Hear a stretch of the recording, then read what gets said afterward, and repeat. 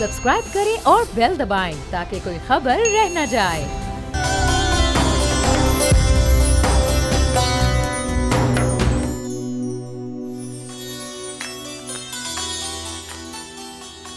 बिस्मिल्लाहिर्रहमानिर्रहीम, अस्सलाम वालेकुम। मैं हूं आपकी होस्ट बरदाश्त शुएब और आप देख रहे हैं दुनिया बोल है रमजान स्पेशल और मेरे साथ हैं तलहा जतोई।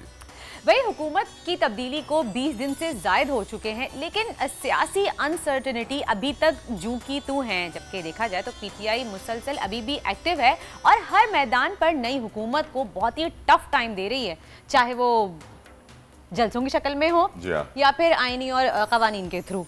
बिल्कुल, या आपने बिल्कुल सही कहा, लेकिन साथ साथ शहबाज शरीफ भी बहुत एक्टिव चल रहे हैं और हम यही देख रहे हैं कि हर रोज़ नए नए मंसूबों का इफ्तिताह कर रहे हैं। कल भी उन्होंने एक मंसूबे का इफ्तिताह किया और इफ्तिताह करते ही कह दिया कि इसके पैसे मेरे पास नहीं है।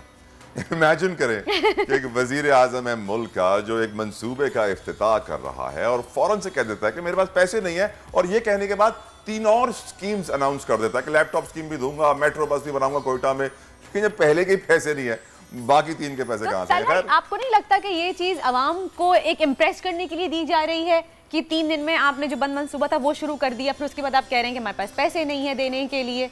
अगर ये चीज आज से 10-15 साल पहले होती तो शायद मैं कहता कि अवाम बेवकूफ बन जाएगी, लेकिन अब अवाम में शऊर आ गया है। जो अवाम पहले सोई भी थी अब थोड़ी सी उठ गई है, आंखों में गुनूद की जरूर है, होश थोड़ा सा आ गया है। उम्मीद करते हैं वो समझ जाएंगे कि सियासत के नाम पे उनके साथ क्या खेल खेला जा रहा है। नजर डालते हैं बड़ी खबर पर।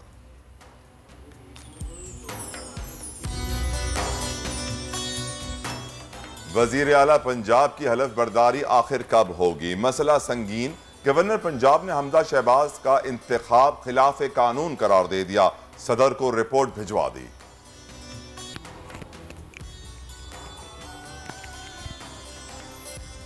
पीटीआई की हुकूमत के जाते ही नेशनल ग्रिड से बिजली भी चली गई। शॉर्टफॉल 70,000 मेगावाट तक जा पहुंचा। लोड शेडिंग के बायस रोजेदार मुश्किलात का शिकार।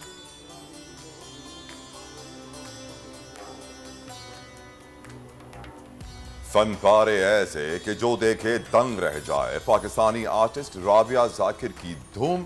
मदीना मुनव्वरा में फनपारों की नुमाइश का एजाज पाने वाली पहली पाकिस्तानी आर्टिस्ट। और अमेरिका में लुटेरे को लेने के देने पड़ गए। लूटमार के लिए आए डाकू असला देखकर फरार, वीडियो वायरल। बड़ी खबरें आपने जानी। यकीनन अब हम देख ही रहेंगे, बिजली का बुरान सर उठा रहा है, मुल्क में मुआशी बुरान सर उठा रहा है, डॉलर मुसलसल बढ़ रहा है और हमजा शहबाज की हलफ बर्दारी होके नहीं दे रही है। वो वजीर आला तो मुंतखब हो गए पंजाब के, लेकिन इशूज इस पे मैं एक बात कहूंगी तलहा के वजीर आला पंजाब की हल्फ बर्दारी मसला कश्मीर बन गई है, वो हल होके ही नहीं दे रही है। उसमें ऐसा लगा कि मसले खत्म ही नहीं हो रहे हैं। मसला कश्मीर थोड़ा बड़ा मसला है वर्दा, मैं शायद कभी मसला कश्मीर को हमजा शहबाज के मसाइल से ना मिलाऊं। वो एक बहुत नेशनल इंटरनेशनल इशू है और ये हमारा छोटा सा एक सूबे का इशू है। और कश्मीर का मसला ऑफ कोर्स 1947 में जब से पाकिस्तान आज़ाद हुआ तब से चला आ रहा है। इसको भी चंद दिन ही हुए हैं और ये एक हफ्ते से ज़्यादा मज़ीद प्रोलॉन्ग नहीं ऐसे ही जा रहा है कि बात इस पे हो सकती है लेकिन की नहीं जा रही। मसला कश्मीर का भी यही हाल है। खैर वो एक अलग बात है, लेकिन जैसे कहावत एक मुहावरतन कहा जाता है तो इसमें मुझे तो यही लग रहा है कि वो इसको बिला वजह खींचा जा रहा है। एक चीज़ होनी है, हो गई है, ख़त्म क्यों नहीं की जा रही है? क्योंकि ऑफ कोर्स यहाँ पे पॉलिटिकल राइवलरी, सियासी दुश्मनियाँ बरकरार हैं और पीटीआई की हुकूमत जितनी मुश्किलात खड़ी कर सकती है नून लीग के लिए, पीपल्स पार्टी के लिए खड़ी करेगी, क्योंकि ऑफ कोर्स ये सियासत का हिस्सा है कि अगर हम नहीं खेलेंगे तो आपको भी नहीं खेलेंगे। लेकिन इस मुल्क की सूरत हाल को डिस्कस करने के लिए हमारे साथ मौजूद हैं पाकिस्तान तहरीक इंसाफ सीनियर रहनुमा अमजद अली नियाजी। राइट, अमजद अली नियाजी साहब, बहुत बहुत शुक्रिया, आपने अपना कीमती वक्त हमें दिया। मेरा पहला सवाल आपसे ये होगा कि मुल्क के जो हालात हैं, हम देख रहे हैं लोड शेडिंग बढ़ रही है, हम देख रहे हैं पेट्रोल की कीमतें बढ़ रहे हैं, हम देख रहे हैं डॉलर की उड़ान ऊपर की तरफ है। At the same time prime minister 200 अरब रुपए की एक सड़क का इफ्तिताह करता है और कहता है कि मेरे पास तो पैसे ही नहीं है, मैं कैसे इफ्तिताह कर रहा हूं। तो एक अजीब सी सूरत हाल से नहीं गुजर रहे नियाजी साहब। बिस्मिल्लाहिर्रहमानिर्रहीम, आपको मालूम है कि तहरीक अदम एतमाद आने से पहले आपकी मईशत अल्हम्दुलिल्लाह दुनिया के जितने भी बड़े मईशत नापने वाले इदारे थे, चाहे ब्लूमबर्ग था, वर्ल्ड बैंक था, इकोनॉमिस्ट था, वो कह रहे थे कि Pakistan now on right track. और फिर आपने देखा कि इवन IMF ने भी आपका जो 5.6 जो है आपकी ग्रोथ रेट 2022 के अंदर दिखाई है। तो हमने तो बहुत मुश्किलों से स्टेबल किया था और स्टेबल से अब ग्रोथ की तरफ हमने इस इकोनॉमी को रवां दवा किया। लेकिन जैसे ये तहरीके अदम एतमाद आई, हर चीज जो है वो धड़ाम से गिर पड़ी और जो कुछ भी हमने जोड़ा था वो इन्होंने अब चंद हफ्तों के अंदर ही सब चीज जो है मिलियमेट कर दी है। तो यकीनन ये चीजें वर्स्ट हैं। जब कोरोना के, हालांकि हमने कोरोना भी भुगता, मसाइल भी आए, लेकिन उसके बावजूद भी हमने अपनी आवाम के लिए जो है सहूलियात पैदा की। इवन अभी पेट्रोलियम मसनूआत थी, उसके लिए एक हमने प्रोग्राम दिया और इसको एक हद तक जो है इसकी कीमतें कंट्रोल रखी ताकि लोगों पे बोझ ना बढ़े। लेकिन इन्होंने तो IMF के पास दोबारा जाके तो ये सारी सब्सिडीज उड़ा दी हैं। अब देखें इनका जो प्रोग्राम है क्या लाते हैं, लेकिन हालात तो यही बताते हैं कि अभी बिजली जिस तरह महंगी की है और पेट्रोल भी महंगा करते हैं, तो इससे तो मैं समझता हूँ लोगों पे बोझ बहुत ज्यादा बढ़ेगा। और ये तो कहते हैं कि हम पुराने पाकिस्तान में आ गए हैं, तो हम तो अब सब चीजें बिल्कुल जो है वो सस्ती कर देंगे। लेकिन पुराना पाकिस्तान तो खैर यही था जहां बिजली भी नहीं थी, गैस भी नहीं थी। फिलहाल यही हाल लग रहा है। नियाज़ी साहब, आपने जिक्र किया अदम एतमाद का, तो उससे मैं कंटिन्यू करूंगी कि फवाद चौधरी ने कहा है कि अगर स्टैब्लिशमेंट नाराज ना होती तो आज हम हुकूमत में होते। तो और मुझे ये बताइए, क्या ये वाकई जो कहा जाता है कि ख़त का मामला है, कि बैरून मुल्क की मुदाखलत है, क्या ये वाकई सिर्फ कहने की हद तक है? क्योंकि यहाँ पे हम सबको ये बात पता है कि उस्मान बुज़दार को जब वज़ीर आला पंजाब बनाया गया था उस वक्त भी स्टैब्लिशमेंट को नाराज़ किया गया था। तो ये मामला अक्सर क्या वाकई ऐसा है? विरदा, बात यह है कि मरासला एक तो अल्लाह ताला की ज़ात, बिल्कुल इसमें कोई शक नहीं है, हक है। और ये साबित होगा, इन्होंने ही नेशनल सिक्योरिटी काउंसिल का इजलास बुलाया और उसमें सब चीजें इंडोर्स हो गई कि मुदाखलत हुई है, और उस मुदाखलत हुई है तो गवर्नमेंट को बदला गया है ना। लेकिन वो तो डिनाई कर रहे हैं ना इस चीज को। इमरान खान साहब ने तो कहा है कि जिनसे गलती हुई है दुरुस्त कर लें, और उसके लिए बेहतर है कि अदम इस्तेकाम जिस तरह मुल्क के अंदर बढ़ता जा रहा है, इकॉनमी जो है मजीद उसकी पोजीशन वर्स्ट होती जा रही है, तो बेहतर है कि हम इंतखाबात की तरफ बढ़े। और जिन लोगों ने मीर जाफर ने, मीर सादिक ने जो किरदार अदा किया है, वो तो कहते थे पहले कि जी हमें तो मरासले का पता चला, चूंकि मरासला वो मानते ही नहीं थे, अब तो खुद उनकी चीजें सामने हैं। और उसमें बहुत सारी और भी चीजें हैं जो वक्त के साथ साथ, इसलिए तो हम कहते हैं कि ओपन कोर्ट हो, यानी कि कमीशन हो जिसमें ये सारी चीजें रखी जाए।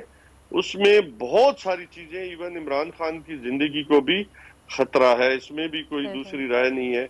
और स्पेशली इमरान खान साहब को टारगेट किया गया है, ना सिर्फ रजीम बल्कि उनको जाती तौर पे भी टारगेट किया गया। सही। अभी इमरान खान साहब ने जमात इस्लामी से भी राब्ता किया है 5 साल बाद तकरीबन, और उनकी तरफ से भी काफी पॉजिटिव रिस्पांस आया है। तो इस बारे में क्या कहना है, प्लान क्या है आप लोगों का, क्या कुछ सोचा है आप लोगों ने इस बारे में? हम तो बिल्कुल, हमारा प्लान बिल्कुल वाजे है, क्योंकि कौम बिल्कुल रेडी हो चुकी है और इंशाल्लाह ईद के बाद जो है फाइनल कॉल आएगी। और हम समझते हैं कि बजाय इसके कि मामलात जो है वो आगे की तरफ प्रोसीड होने से पहले बेहतर यह है कि हम इलेक्शन की तरफ चले जाएं, मजीद अदम इस्तेकाम से बच सकें।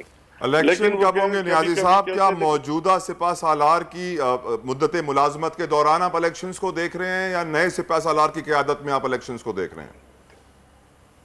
हमारी कोशिश है इसी कुछ हफ्तों के अंदर अंदर जो है ये इलेक्शन अनाउंस हो जाए, ताकि अवाम को अपनी विल और विश जो उनकी है उसके मुताबिक उनको हक दिया जाए कि वो, देखिए हम समझते हैं कि हमारा एक स्टांस है कि हम चाहते हैं कि हम किसी की गुलामी नहीं चाहते, हम हकीकी आज़ादी की तरफ बढ़ना चाहते हैं। अगर कोई समझता है कि हम बेकार ही रहना चाहते हैं और हमारी कोई चॉइस नहीं है, तो वो उनका स्टांस है। हमारा स्टांस तो बड़ा वाज़ेह है कि पाकिस्तान बराबरी की सतह पे अपने ताल्लुकात चाहता है तमाम अक़वाम से, वो गुलामी की सतह पे नहीं ताल्लुकात चाहता।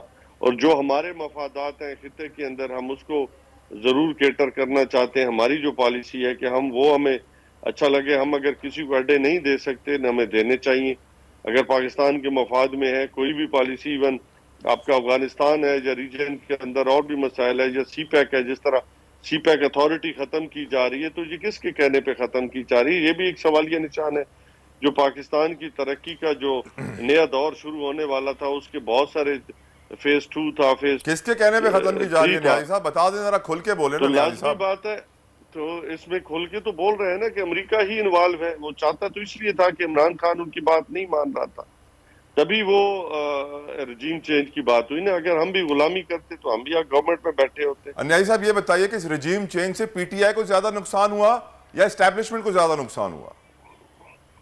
मैं तो समझता हूँ कि जिनको ये ख्याल था कि हम इमरान खान को लोगों से अलग कर लेंगे, इमरान खान ने जिस तरह कहा था कि अगर आप मुझे मैं तो इधर खामोश बैठा हूँ, अपना काम कर रहा हूँ प्राइम मिनिस्टर ऑफिस से, जब मैं बाहर आया तो आप लोगों के लिए ज्यादा खतरनाक हो जाऊंगा। और आपने देखा होगा कि पेशावर का जलसा हो, कराची का जलसा हो, लाहौर का जलसा हो। मेरे सवाल पे आइए न्यायी साहब, इस रजीम चेंज से, इस खत से इमरान खान को ज्यादा नुकसान हुआ या एस्टैब्लिशमेंट को?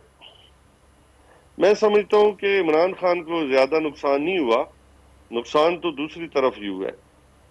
राइट, क्योंकि ये नैरेटिव क्रिएट किया जा रहा है कि जो इमेज खराब किया जा रहा है और जो ट्विटर पे बातें हो रही हैं, जो सोशल मीडिया पर बातें हो रही हैं, तो यकीनन ये नैरेटिव मौजूद है कि इस वक्त हमारी अफवाज को ज्यादा मलाइन किया जा रहा है। इस पूरे सिनारियो में पीटीआई को इतना नुकसान नहीं हुआ। मतलब आप देखें ना न्यायी साहब, एक आखिरी सवाल सर, एक और बात बताइए सर।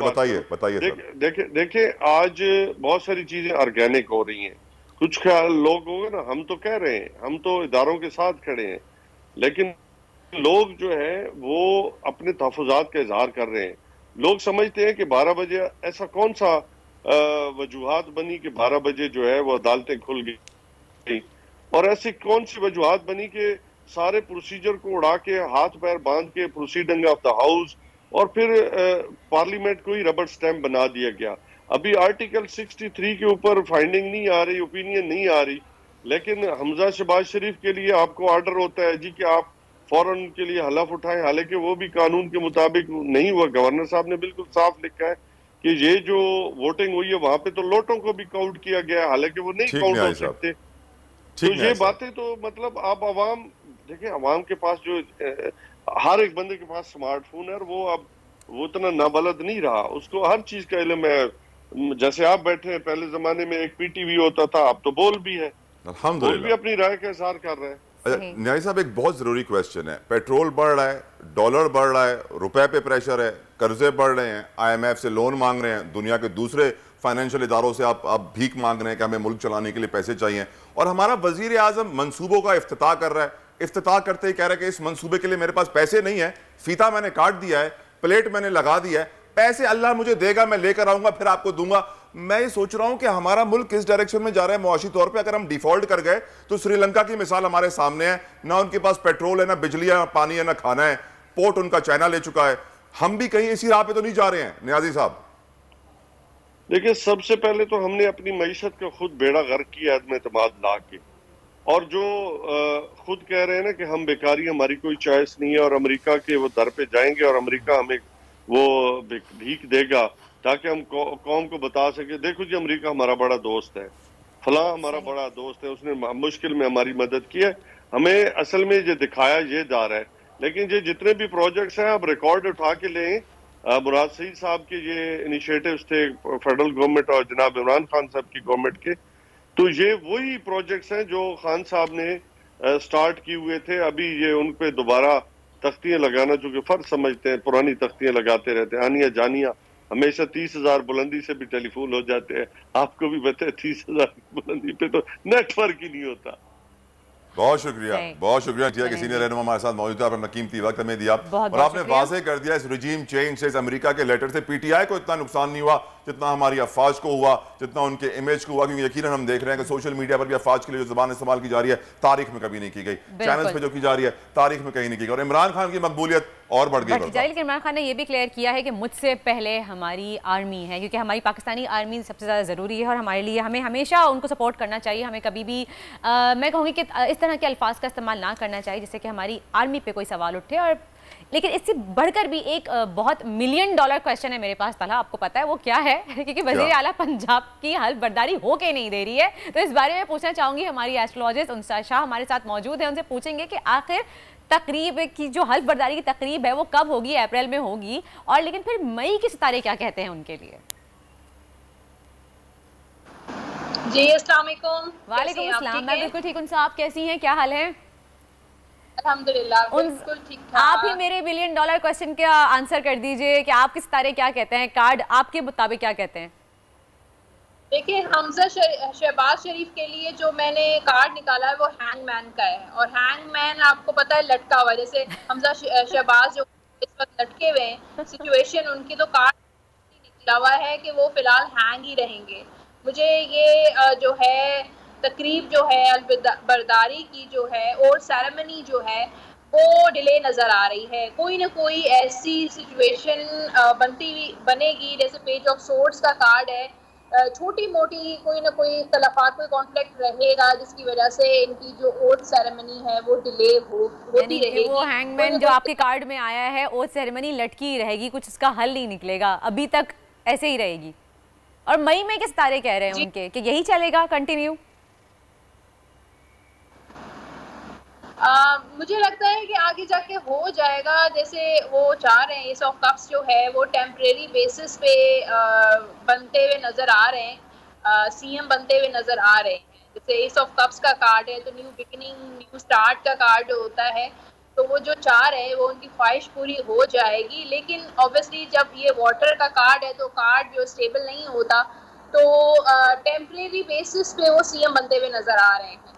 सही, टेम्परेरी बेसिस पे आपको नजर आ रहे हैं सीएम बनते हुए। अच्छा ये बताइए उनसा कि पीटीआई का मुस्तकबिल कैसा दिखाई दे रहा है आपको आपके कार्ड्स के जरिए, क्योंकि आवाम तो हमें सबको पता है कि वो दिख भी रहा है कि पीटीआई के साथ है, इमरान खान साहब के साथ खड़ी है, लेकिन क्या मजीद इसमें इजाफा होगा उनकी मकबूलियत में, या फिर आहिस्ता आहिस्ता, कि अभी कुछ दिनों से खामोशी हुई हुई है, क्योंकि शायद अभी न्याई साहब ने भी कहा कि ईद के बाद की शायद कॉल कोई आए, तो आपको क्या लगता है कि मकबूलियत ऐसे ही बढ़ती रहेगी मजीद? और जी बिल्कुल, देखिए हमेशा जब भी हम पीटीआई इमरान खान साहब के लिए कार्ड्स निकालते हैं तो वाटर के कार्ड्स आते हैं या किंग ऑफ बॉन्ड्स का कार्ड आता है। आज भी मेरे पास वाटर के कुछ कार्ड्स हैं, टू ऑफ कप्स का कार्ड है, टेम्परेंस का कार्ड है, और ये कार्ड कह रहे थे मकबूलियत में इजाफा होता रहेगा और बहुत सारे लोग जो है वो पीटीआई जो है वो ज्वाइन कर सकते हैं। और पब्लिक में जो है वो जहाँ तक ये कि अभी थोड़ा सा ब्रेक हो सकता है, एक टेम्परेरी ब्रेक हो सकता है, जैसे टेम्परेंस का कार्ड, पेशेंस का कार्ड होता है। तो फिलहाल जैसे कि मैंने लास्ट प्रेडिक्शन में कहा था कि इमरान खान साहब को थोड़ा पेशेंस रखना चाहिए, चीज़ों को देखभाल कर जो है वो आगे लेकर चलना चाहिए अपनी पॉलिटिकल एक्टिविटीज़ को। तो यही है कि फिलहाल थोड़ा सा खामोशी इख्तियार कर सकते हैं टेम्परेरी बेसिस पे, लेकिन जैसे प्रेस कॉन्फ्रेंस हो गई या मीडिया एक्टिविटीज़ ये चलती रहेंगी। लेकिन ईद के बाद जो है वो काफ़ी पुरजोश तरीके से एहतजाज करती हुई नजर आ रही है पीटीआई। हाँ चले जी, थैंक यू सो मच उनसा, बहुत बहुत शुक्रिया। और यही बात नियाज़ी साहब ने भी कही कि ईद के बाद की कॉल आ और आखिर के अपने जलसे में लाहौर के खान साहब ने ये कहा था कि मेरा इंतज़ार कीजिएगा, मैं इस्लामाबाद की तरफ रवानगी के लिए तैयार रहिएगा, वहाँ के लिए वो कॉल देंगे। और अभी उनसा ने भी यही कहा कि उनके कार्ड में यही चीज़ आ रही कि फ़िलहाल for the time being PTI में अभी खामोशी रहेगी, शायद लोग ईद का इंतज़ार कर रहे हैं, क्योंकि आखिरी अशरा भी चल रहा है, ताक रातों का सिलसिला भी जारी है, तो शायद ईद के बाद कुछ बड़ा हमें देखने को मिले पीटीआई की तरफ से। यकीनन रमज़ान का मुबारक महीना है, लोग रोज़ों में होते हैं, एनर्जी डाउन होती है, शुगर लेवल डाउन होता है, थक जाते हैं, प्यासे होते हैं, नारे लगाना मुश्किल, तकरीरें करना मुश्किल, तो और कोई वेट करता है ईद आ जाए, रिलैक्स हो जाएं, पानी वानी पी लें भर के, फिर निकलेंगे रोडों पे। और यकीनन इमरान खान साहब की strength is on the streets, is when he is protesting. जब वो एहतजाज करते हैं, बड़ों बड़ों को हिला देते हैं। पाकिस्तान का रिकॉर्ड एहतजाज उन्होंने किया। Let's see what's gonna happen after Eid. यकीनन तमाम तर नजरें सियासत के मैदान पर है, क्योंकि मईशत भी उससे जुड़ी, और मईशत में हम जानते हैं बिजली की लोड शेडिंग, उसको भी डिस्कस करेंगे। लेकिन पहले हम रुक करेंगे बोल बस का, जिसमें है एक वीडियो। और हम जानते हैं पाकिस्तान में भी इस वक्त स्ट्रीट क्राइम बढ़ रहा है, दुनिया भर में भी महंगाई उरूज पर है, क्राइम्स का रेट बढ़ता जा रहा है। ऐसी एक वीडियो सामने आई है जिसमें देखा जा सकता है कि डाकू दुकान में घुसा है लूटने के लिए, और यकीनन हर कोई घुसते वक्त काफ़ी सारी चीज़ें देखता है कि हालात क्या हैं, कहीं मुझे मुकाबले का सामना तो नहीं करना पड़ेगा। उसने फ़ौरन से देखा मुकाबला है, सामने भी बंदूक वाला खड़ा है, उसने कहा चलो मेरे भाई वापस चले, इज्जत इसी में है कि भागे, अगर भागेंगे नहीं तो हम पे ही पड़ जाएगी गोलियां। वापस जाने में ही समझदारी है। और ये दुम दबा के जिसे कहते हैं भागना, ये बाकायदा ऐसे ही दिखने में आ रहा है कि दुम दबा के लोग फौरन उल्टे पैर ही वापस भागे हैं।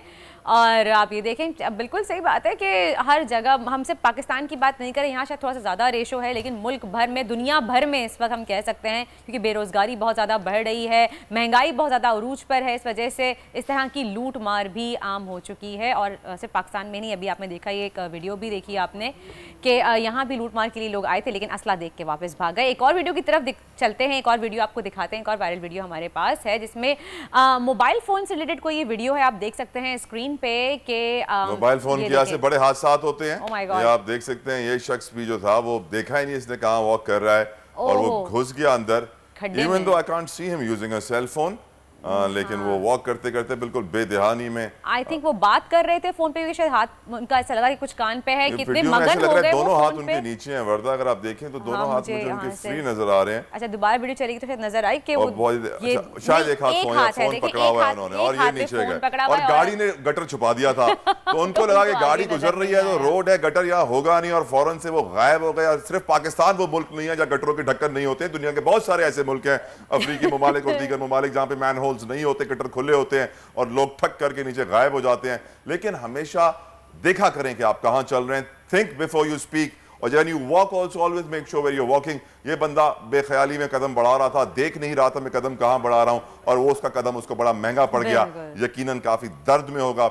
आपके लिए मशवरा है कि जब भी चलें देखकर चलें, कदम कहां बढ़ा रहे हैं। और जैसे हम कहते हैं तला कि जैसे आप ड्राइव कर रहे हैं उससे मोबाइल फोन्स का इस्तेमाल ना करें, तो इस तरह से जब आप सड़क क्रॉस कर रहे हैं, आप कहीं जा रहे हैं, क्रॉसिंग नहीं भी कर रहे हैं, आप नॉर्मली कहीं सड़क पे चल रहे हैं, तो आप मोबाइल फोन का इस्तेमाल ना करें, क्योंकि हम मैसेजेस में या फिर फोन कॉल पे इतना मगन हो जाते हैं। जैसे ये साहब हुए हुए थे और डायरेक्ट धड़ करके खड्डे में गया, खुदा ना खास्ता कोई एक्सीडेंट भी हो सकता है, कोई गाड़ी या कोई मोटर बाइक आके आपको हिट भी कर सकती है, या आप किसी को हिट कर सकते हैं, या आपकी वजह से कोई एक्सीडेंट हो सकता है। तो बराए फोन का इस्तेमाल करें, लेकिन इतना ज्यादा ना करें। लेकिन हम आदी भी तो हो गए तला फोन के, हम 2 मिनट अगर खड़े रहते हैं। सबसे खतरनाक नशा, सबसे खतरनाक एडिक्शन स्क्रीन्स है। हम मुसलसल अपने बच्चों से लड़ते रहते हैं कि भाई स्क्रीन टाइम मैनेज करें, दिन में 2 घंटे से ज्यादा स्क्रीन के सामने ना गुजारें, लेकिन इसका नशा, इसकी एडिक्शन इस कदर ज्यादा है कि जिसको लग जाए उससे निकालना बहुत मुश्किल हो जाता है। फिर डॉक्टर्स के पास जाना पड़ता है, बच्चों को संभालना पड़ता है, दिखाना पड़ता है कि क्या असरात मुरत्तब होते हैं ज्यादा स्क्रीनिंग करने से। लेकिन मेरी ख्वाहिश है कि जितने भी वालिदैन हमें देख रहे हैं, अपने बच्चों को अभी से कंट्रोल करें। अभी आपने कंट्रोल नहीं किया ना, हाथ से निकल जाएंगे। लेकिन तला हम बच्चों को हमेशा कहते हैं बच्चों को कंट्रोल करें, बच्चे बड़ों से तो सीखते हैं, हम बड़े भी कहाँ स्क्रीन छोड़ पाते हैं। हमारा चाहे काम हो, कुछ भी हो, एग्जैक्टली हमें एग्जाम्पल सबसे पहले सेट करना चाहिए, फिर बच्चों को बोलना चाहिए कि बच्चे माँ बाप को, वालिदैन को, अपने बड़ों को देख के ही सीखते हैं। इसी के साथ लेते हैं एक ब्रेक, कहीं जाइएगा नहीं, देखते रहिए दुनिया बोल है रमजान स्पेशल।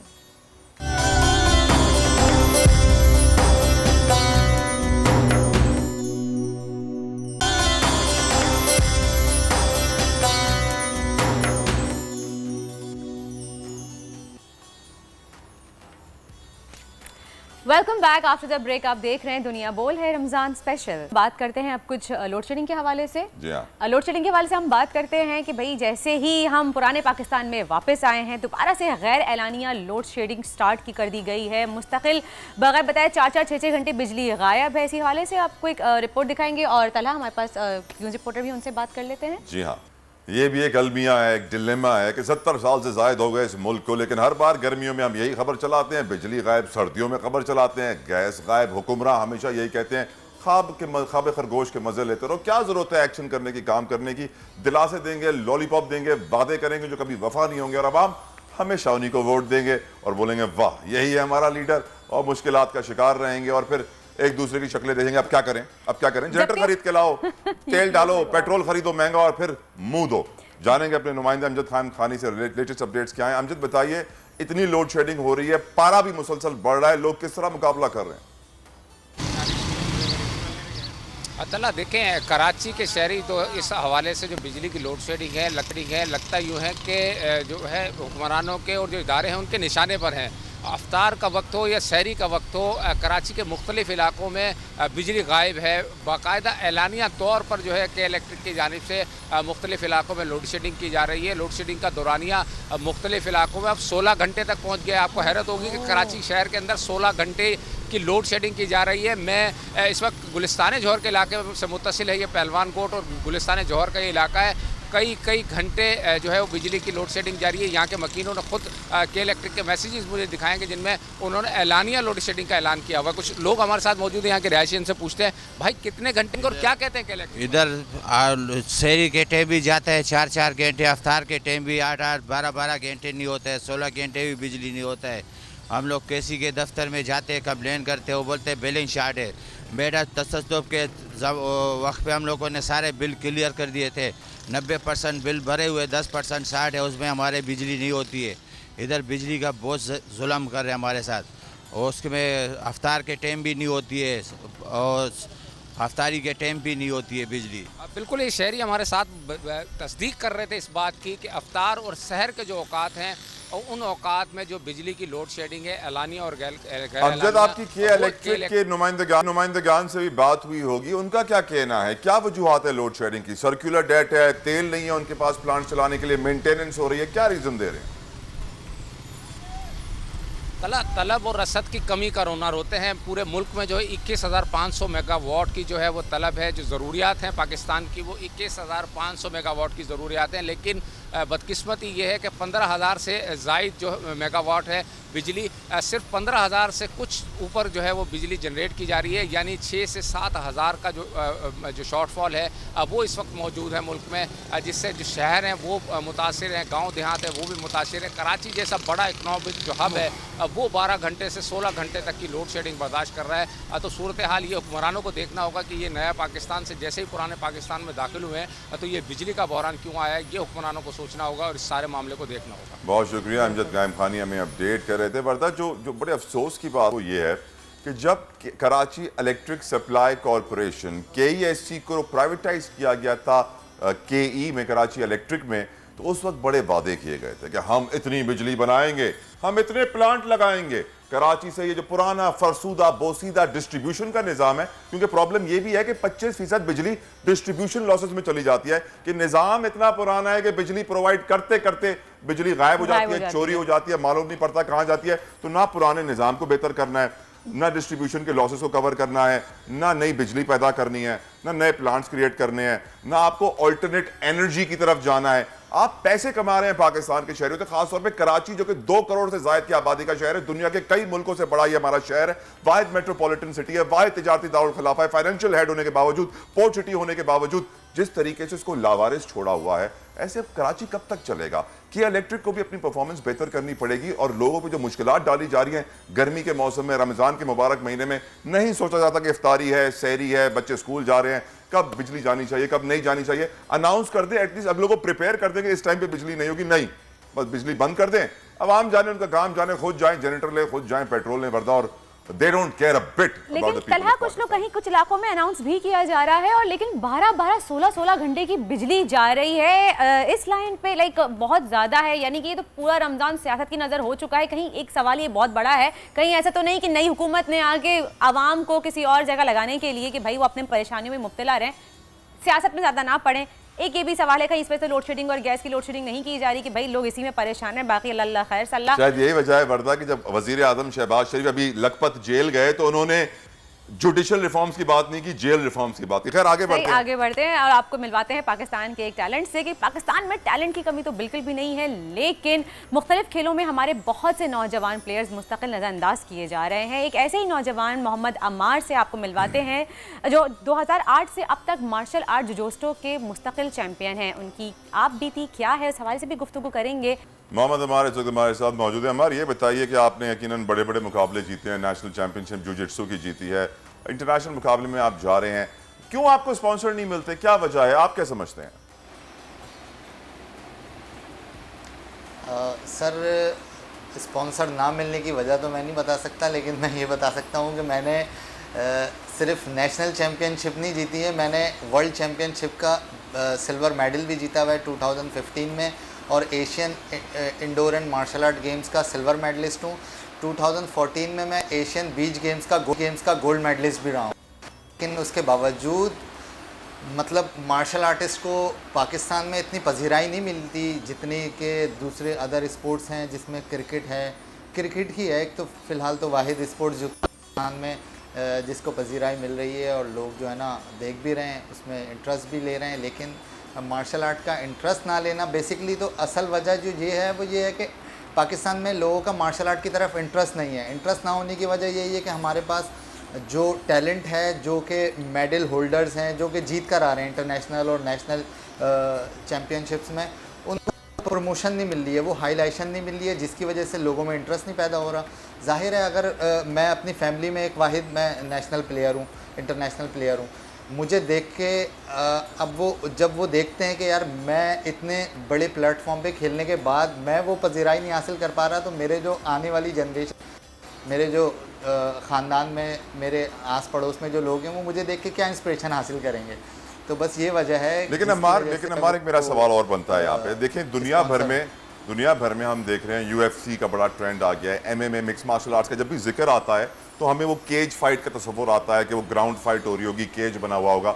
आप कर रहे हैं जूजिट्सु, चाहे जूजिट्सु हो चाहे क्यूकुशन हो, दोनों एक ऐसी फाइटिंग स्टाइल्स हैं जो इस वक्त बिल्कुल साइड पे हो गए हैं दुनिया में, और इनकी तरफ बिल्कुल तवज्जो नहीं है, और सारी तवज्जो केज फाइट के ऊपर आ गई है, किक बॉक्सिंग के ऊपर आ गई है, बॉक्सिंग के ऊपर आ गई है, और जो ट्रेडिशनल फाइटिंग स्टाइल्स है उनको बिल्कुल साइडलाइन कर दिया गया है। और पाकिस्तान में वैसे ही आप जानते हैं सारा पैसा तो क्रिकेट पे लग जाएगा, PSL 400-500 करोड़ ले जाएगा, फिर ना स्कॉश चैंपियन बचे, ना हॉकी चैंपियन बचे, स्नूकर चैंपियन अल्लाह का शुक्र आ गया है। तो हमारा डोंट यू थिंक कि आपको भी अब अपग्रेड करना चाहिए, अपने फाइटिंग स्टाइल में MMA की तरफ आना चाहिए?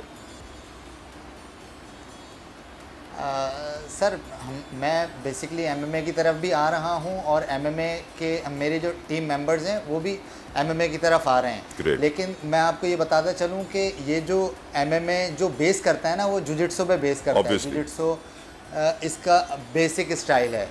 अगर जुजिट्सो नहीं किया हुआ होगा ना किसी ने, तो वो MMA में कामयाब नहीं हो सकता। आप 80% MMA के जो चैम्पियंस हैं उनके आप रिकॉर्ड उठा के देखें, वो सारे जो है ना वो जुजिट्सो के ब्लैक बेल्ट हैं, ज़्यादातर जुजिट्सो के ब्लैक बेल्ट्स हैं 80%। तो वो जुजिट्सो जो है वो इसका बेसिक आर्ट है। लेकिन ये है कि अभी हमने इसको आगे लेके चल रहे हैं, इसको MMA की तरफ भी लेके जा रहे हैं। हमारे जो प्लेयर्स हैं और हमारी जो टीम है वो MMA की तरफ भी जा रही है और जुजिट्सो की तरफ भी जा रही है, क्योंकि मैं खुद बज़ाते खुद मैं खेलता हुआ आ रहा हूँ। 2008 से मैं इंटरनेशनल इवेंट्स खेलता हुआ आ रहा हूँ और मैं उसकी प्रमोशन में भी लगा हुआ हूँ। मैं चाहता हूँ कि जुजिट्सो भी प्रमोट हो। तो बस ये है कि आगे इंशाल्लाह इसको देखेंगे, रिफॉर्म्स करेंगे आगे जाके। चलें जी। All the best to you Amar. हमारी दुआओं के मुखैर हजरात जो इस वक्त आपको देख रहे हैं स्क्रीन पर, वो आगे बढ़ें, आएँ और आपकी मदद करें, आपको ज़्यादा से ज़्यादा स्पॉन्सर्स मिले, ताकि आप पाकिस्तान का सबसे दुनिया भर में लहरा सकें और पाकिस्तान का सर फ़ख्र से बुलंद कर सकें। यकीनन ऐसे लोग हैं वर्दा जो पाकिस्तान का नाम दुनिया भर में करते हैं। बिल्कुल इंशाल्लाह ज़रूर जी। आगे बढ़ते हैं और अब बात करेंगे एक आर्टिस्ट की। हमने खिलाड़ी की बात तो कर ली, अब एक आर्टिस्ट फनकार की बात कर लें। बहुत कमाल मुसव्विर, तस्वीरें ऐसी कि देखने वाला दाद दिए बगैर रह ना पाए। नाम है आपका राबिया ज़ाकिर। ये पहली पाकिस्तानी है जो इंटरनेशनल मुसव्विर हैं जिनके पेंटिंग्स को मदीना मुनव्वरा में नुमाइश के लिए पेश किया गया। और तो और इन्होंने हज के ऊपर सारी अपनी पेंटिंग्स क्रिएट की हैं। दुनिया बोले में हमारी कोशिश हमेशा से यही रहती है कि हम अपने आर्टिस्ट को, अपने एथलीट को हमेशा प्रमोट करें, सपोर्ट करें और उनको सराहें और उनकी तारीफ करें, ताकि वो ज़्यादा से ज़्यादा अपनी बेहतरीन परफॉर्मेंस दे सकें। राबिया इस वक्त हमारे साथ मौजूद हैं live. Rabia, thank you so very much for giving us your precious time. Firstly आपको बहुत बहुत मुबारक हो, यकीनन पूरा पाकिस्तान इस वक्त आप पर फख्र कर रहा है। आपके उस्ताद कौन थे? Who was your inspiration? और आप मदीना मुनव्वरा में पहली पाकिस्तानी खातून है जिसने नुमाइश की, ये फीलिंग कैसी थी और यहाँ तक आप पहुंची कैसे, सफ़र कैसा था, ये बताइए। पहले तो थैंक यू सो मच मुझे इनवाइट करने का, और दूसरा ये कि मेरी हमेशा से जो इंस्पिरेशन जो थी अगर एज एन आर्टिस्ट, तो मैंने गुलजी को जो है उनको रखा था एम कि मैं एक टाइम पर आए कि मैं उनसे मिलूं, बट अनफॉर्चुनेटली उनसे नहीं मिल सकी जब अपने इस कैरियर में इस पीक तक पहुंची हूँ। बट उसको जो है मेरे इस आर्ट को जो है अमीन गुलजी हैं उसको काफ़ी वो अप्रिशिएट करते हैं। स्टार्टिंग जो है वो चूँकि पेंट की तरफ जो है, आर्ट्स की तरफ आना जो है वो मेरी वालदा की तरफ से हुआ, क्योंकि उन्हें बहुत शौक़ था और उस ज़माने में जो है वो आर्ट को इतना फ़रोग नहीं दिया जाता था। तो उनके कहने पे मैंने फ़ाइन आर्ट्स पढ़ा और फिर जो है 2012 में मैंने पहले सोलो एग्जीबिशन की और उसमें भी डिफरेंट आर्म फोर्सेस है और जो नेचुरल, क्योंकि मेरा जो है बचपन जो है वो नॉर्दर्न एरिया में गुजरा, तो मैंने नॉर्दर्न एरियाज़ को पेंट किया और फिर ऑन एंड ऑफ पेंट्स करती रही। तो फिर एम्बेसीज की तरफ आ गई। 2015 में मेरा पहला एग्जीबिशन रोमेनियन एम्बेसी के लिए हुआ और फिर उसके बाद से और जो है वो मेरा एक सफ़र जो है डिप्लोमेट्स के लिए ख़ास तौर पे वो स्टार्ट हो गया। अच्छा राबिया, जब भी कोई आर्टिस्ट से हम बात करते हैं तो यकीनन उनका एक बैकग्राउंड होता है, किसी ने NCA से पढ़ा हुआ होता है, किसी ने इंडस वैली से तालीम हासिल की हुई होती है। आपने कोई प्रोफेशनली सीखा कहीं से? हाँ जी, मैंने बैचलर किया फाइन आर्ट्स में, और मगर क्योंकि अब मेरे जो पोर्ट्रेट्स हैं वो बहुत ज़्यादा मकबूल हैं, यानी अब आप ये कह लें कि मेरी रॉयल फैमिलीज़ जो हैं वो बहरीन की रॉयल फैमिली को भी पेंट किया, उसके बाद UAE की रॉयल फैमिली को, सऊदी रॉयल फैमिली को। इनफैक्ट अभी जब मेरी सऊदी अरब में जो एग्जीबिशन हुई थी उसमें मैंने गवर्नर मक्का, गवर्नर मदीना उनको पेंट किया, और वो जो है वो बाद में उनको वो प्रेजेंट भी हुई पेंटिंग्स। तो ये जो पोर्ट्रेट्स हैं ये मेरे सेल्फ उसको खुद मैंने सीखा, और क्योंकि मैं पहले लैंडस्केप्स पेंट करती थी बट लेटर ऑन डिमांड्स पर मैंने पोर्ट्रेट्स बनाना सीखा, तो आप ये कह लें कि पोर्ट्रेट्स मैंने खुद सीखे। राबिया, पाकिस्तान में बहुत सारी रॉयल फैमिलीज हैं, हम जानते हैं पाकिस्तान में बहुत सारी रॉयल फैमिलीज हैं। शरीफ ख़ानदान है, हम जानते हैं बाप PM बेटा CM, इस तरीके से मौरूसी सियासत है, जरदारी साहब हैं। तो पाकिस्तान की रॉयल फैमिलीज की आपने नहीं बनाई पेंटिंग्स? मैंने बिलावल हाउस के लिए पेंट किया हुआ है। बिलावल हाउस के लिए डिफरेंट जो है मैंने बेनज़ीर साहिबा को पेंट किया है, और उसके बाद एक और पोर्ट्रेट जो हैं वो भी उनके जरदारी साहब थे, उसमें बिलावल भी थे और बेनज़ीर भुट्टो भी थी, उनको पेंट किया है। और उसके अलावा जो है इमरान खान को मैंने काफ़ी दफ़ा पेंट किया जब वो वज़ीर आज़म थे। Rabia, how much do you cost? आप कितने पैसे लेती हैं वैसे एक पोर्ट्रेट बनाने के?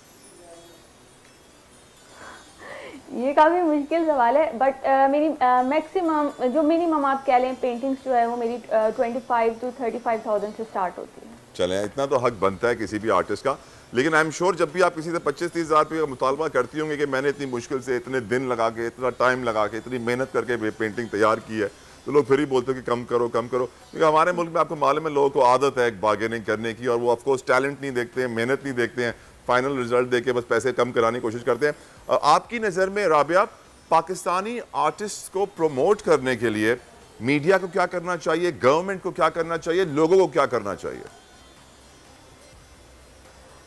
मीडिया तो बहुत अच्छा जो है आर्टिस्ट को बहुत सपोर्ट करता है। मैं कहूँगी कि मेरी जितनी भी, अगर आप कहें कि इस जर्नी को कामयाब करने में मीडिया का बहुत अहम किरदार है, क्योंकि वो जब भी मैं कोई पोर्ट्रेट्स बनाती हूँ, जब डिफरेंट डिग्निटरीज पाकिस्तान में विज़िट करते हैं तो वो उसको बाकायदा उसे कवर करते हैं, और एक वो बड़ा पॉजिटिव मैसेज जाता है।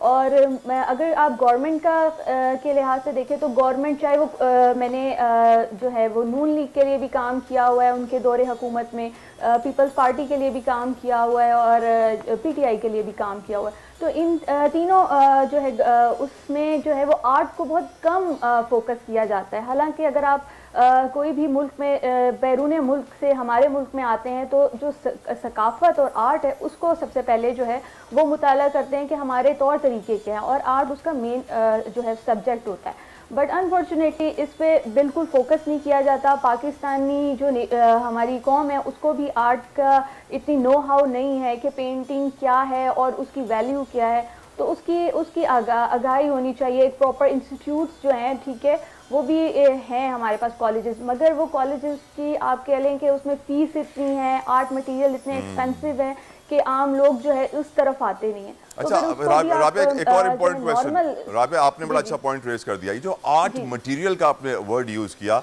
रोज बरोज कितना महंगा होता जा रहा है, जरा बताइएगा हमें।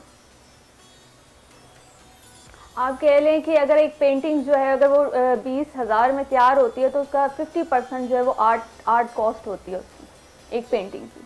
Imagine. और अब तो जब से कोविड हो गया, तो जब से कोविड हो गया था तो वो हर चीज़ जो है वो डबल प्राइस पे मिल रही है, और जो आर्टिस्ट जो थोड़ा सा फेमस हो जाते हैं तो उनको शॉपकीपर्स उनको डबल प्राइस पे ऑलरेडी डबल से ट्रिपल प्राइसेस पे देते हैं। तो ये जो चीज़ है ये चीज़ ख़त्म होनी चाहिए। और गवर्नमेंट जो है ये जिस तरीके से डिफरेंट टेक्निकल्स चीज़ें सिखाई जाती हैं, मैं ये गवर्नमेंट से कहूँगी कि इसी तरीके से पेंटिंग्स ख़ास तौर पे लेडीज़ को और आर्ट जो है वो सिखाया जाए, और वो ताकि घर में बैठकर भी ऑनलाइन, क्योंकि अब तो बहुत शुक्रिया Rabia for giving us your precious time. हमारी दुआएं आपके साथ हैं, और हम उम्मीद करते हैं कि आपका ये इंटरव्यू देखने के बाद और भी हमारे आर्टिस्ट आगे बढ़ें और पाकिस्तान का नाम रोशन करें। एक ब्रेक का वक्त हुआ है, ब्रेक के बाद सिलसिला जारी रहेगा, हमारे साथ रहिए।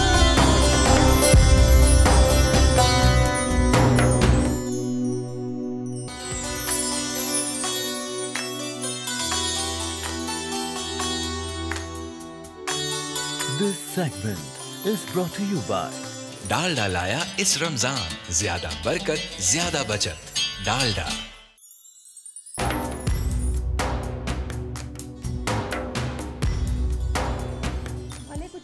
वेलकम टू डालडा का दस्तरखान। और यहाँ आप देख सकते हैं कि सहरिश मुस्तकिल अपनी एक प्रॉब्लम शेयर कर रही हूँ। शेयर किसके साथ कर रही हैं? हमारे गेस्ट हमारे साथ हमेशा मौजूद होते हैं, तो साथ साथ में डायरेक्टली उनको भी इंट्रोड्यूस करवा देती हूँ। हमारे साथ मौजूद हैं हेल्थ एक्सपर्ट भी हैं, बहुत अच्छे पीडियाट्रिशियन भी हैं, डॉक्टर इब्राहिम यूसुफ। अस्सलाम वालेकुम। वालेकुम अस्सलाम, कैसे हैं डॉक्टर साहब? अल्हम्दुलिल्लाह। अच्छा, अब जो कि व्यूअर्स ने देख लिया कि एक गुफ्तगू जारी थी, तो मैं चाहूंगी कि वो गुफ्तगू ऑन एयर जारी हो जाए ताकि लोग समझें कि बात क्या हो रही है। इतना इम्पोर्टेंट एक टॉपिक जो कि मेरा ख्याल है कि बहुत सारे वो लोग जो कि अपना वजन कम करना चाहते हैं और कर नहीं पा रहे, उनका प्रॉब्लम है, जो कि डिस्कस कर रही थी। और बातों में मुझे बिल्कुल आइडिया नहीं हुआ कि ऑन एयर आ चुकी ऑन एयर। अच्छा, मैं डॉक्टर साहब से ये पूछ रही थी कि क्रेविंग जो मीठे की होती है, हमें कुछ भी नमकीन खाने के बाद या फिर आधी रात को दिल चाहता है कुछ मीठा खाया जाए, इसको कैसे ख़त्म किया जाए कि वाहिद वजह है जो कि वेट रिडक्शन में प्रॉब्लम है? सबसे इम्पॉर्टेंट बात यह है कि इंसान का पहले तो दिमाग सेट हो कि मुझे दुबला होना है। तो जब तक आप दिमाग में सेट नहीं करेंगे कि आपको हेल्थ फिटनेस कैसे रखनी है, क्योंकि कुछ दफ़ा कुछ शुगर बहुत ख़राब होती है, जिसको हम कहते हैं काब से आती है शुगर। कुछ जैसे गुड़ है, खजूर है, जैसे आपने खजूर का एक नाम लिया, खजूर का ग्लाइसेमिक इंडेक्स सबसे कम होता है। खजूर वाली आप जितनी भी चीज़ें लेंगी वो आपको कभी भी वेट पुट ऑन नहीं करेगा, हमेशा पुट नॉर्मल पे रखेगा वो। अब जैसे शुगरी फूड लेंगे ना आप, प्रोसेस शुगर, अब गुड़ आप खाते रहे कुछ नहीं होगा आपको, इसकी ग्लाइसेमिक इंडेक्स खुद कम है। गुड़ भी देसी गुड़, ऑफ कोर्स देसी, जो कि अब मिलना बड़ा मुश्किल है, बिल्कुल प्योर गुड़ है, मिल जाता है आसानी से, लेकिन इजीली मार्केट्स में नहीं मिलता है ना, नॉर्मल वो वाला मिलता है, बिल्कुल वो प्रोसेस वाला मिलता है, बिल्कुल आप ले सकते हैं। उसमें ग्लाइसेमिक इंडेक्स कम होता है। जब ग्लाइसेमिक इंडेक्स कम होता है ना, तो आपकी जो वजन है वो कम होना शुरू हो जाता है।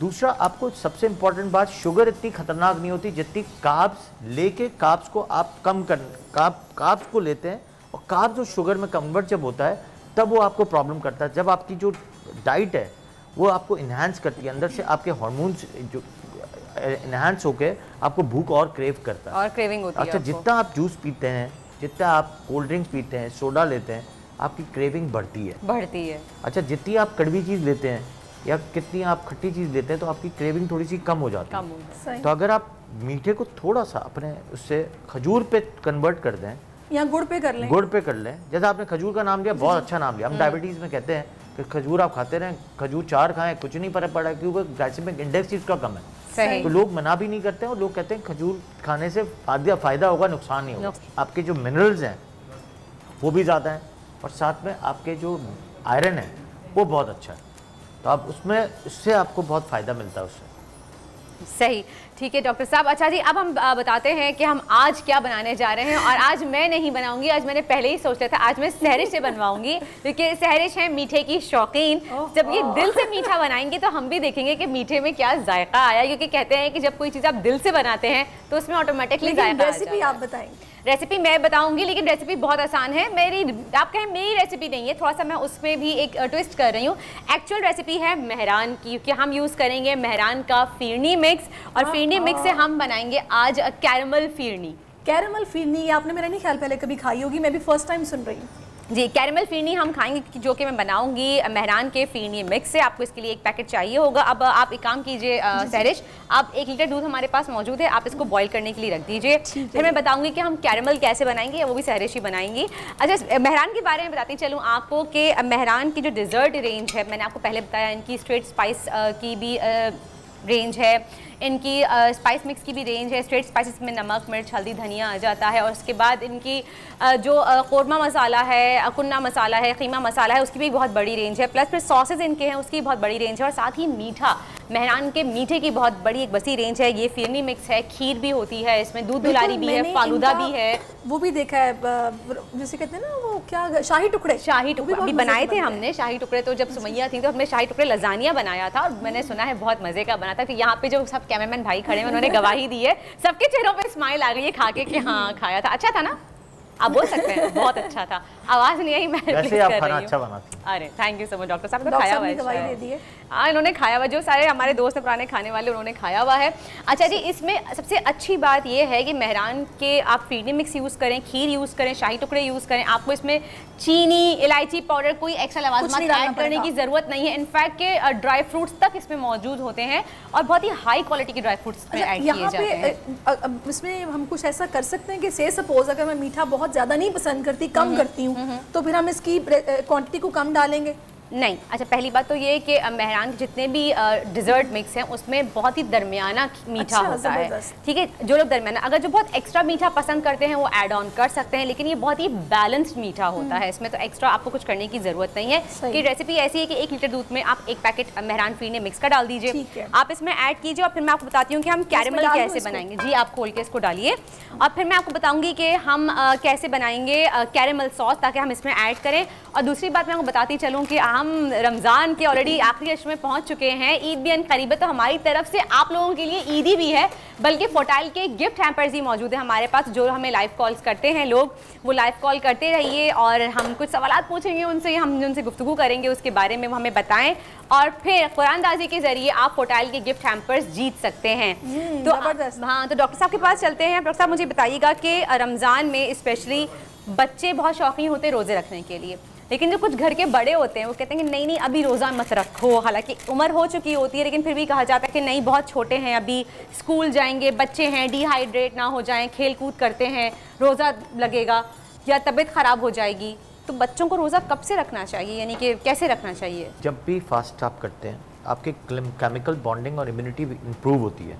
अच्छा। और केमिकल्स भी अंदर बॉडी के अंदर डिटॉक्सिफिकेशन होते हैं। जब डिटॉक्सिफिकेशन होते हैं तो इससे एक फ़ायदा ये होता है कि आपकी जो अंदर सलाहियत होती है ना कि भूखा रहने की, वो बढ़ जाती है। अच्छा, इससे आपके हार्मोन्स, लड़कियों के लिए हार्मोन्स भी बहुत इम्प्रूव्ड होते हैं और लड़कों के भी जो आपके जो एडोलेसेंस के जो हार्मोन्स हैं ना, वो बहुत ज़्यादा इम्प्रूव हो रहे होते हैं। अच्छा, इससे एक फ़ायदा ये होता है कि जब बच्चा 4 साल का हो, इस्लाम में तो 9 साल है, लेकिन मैं आपको कहता हूँ 4 साल का बच्चा हो, आपने इनको इंटरमिटेंट फास्टिंग पूरा साल करवानी होती है। जैसे आदत रखें कि असर से मगरिब आपको फाका करना है या कुछ नहीं खाना, हर वक्त कुछ नहीं देते रहना। हाँ, ज़ोहर से असर आपको नहीं खाना।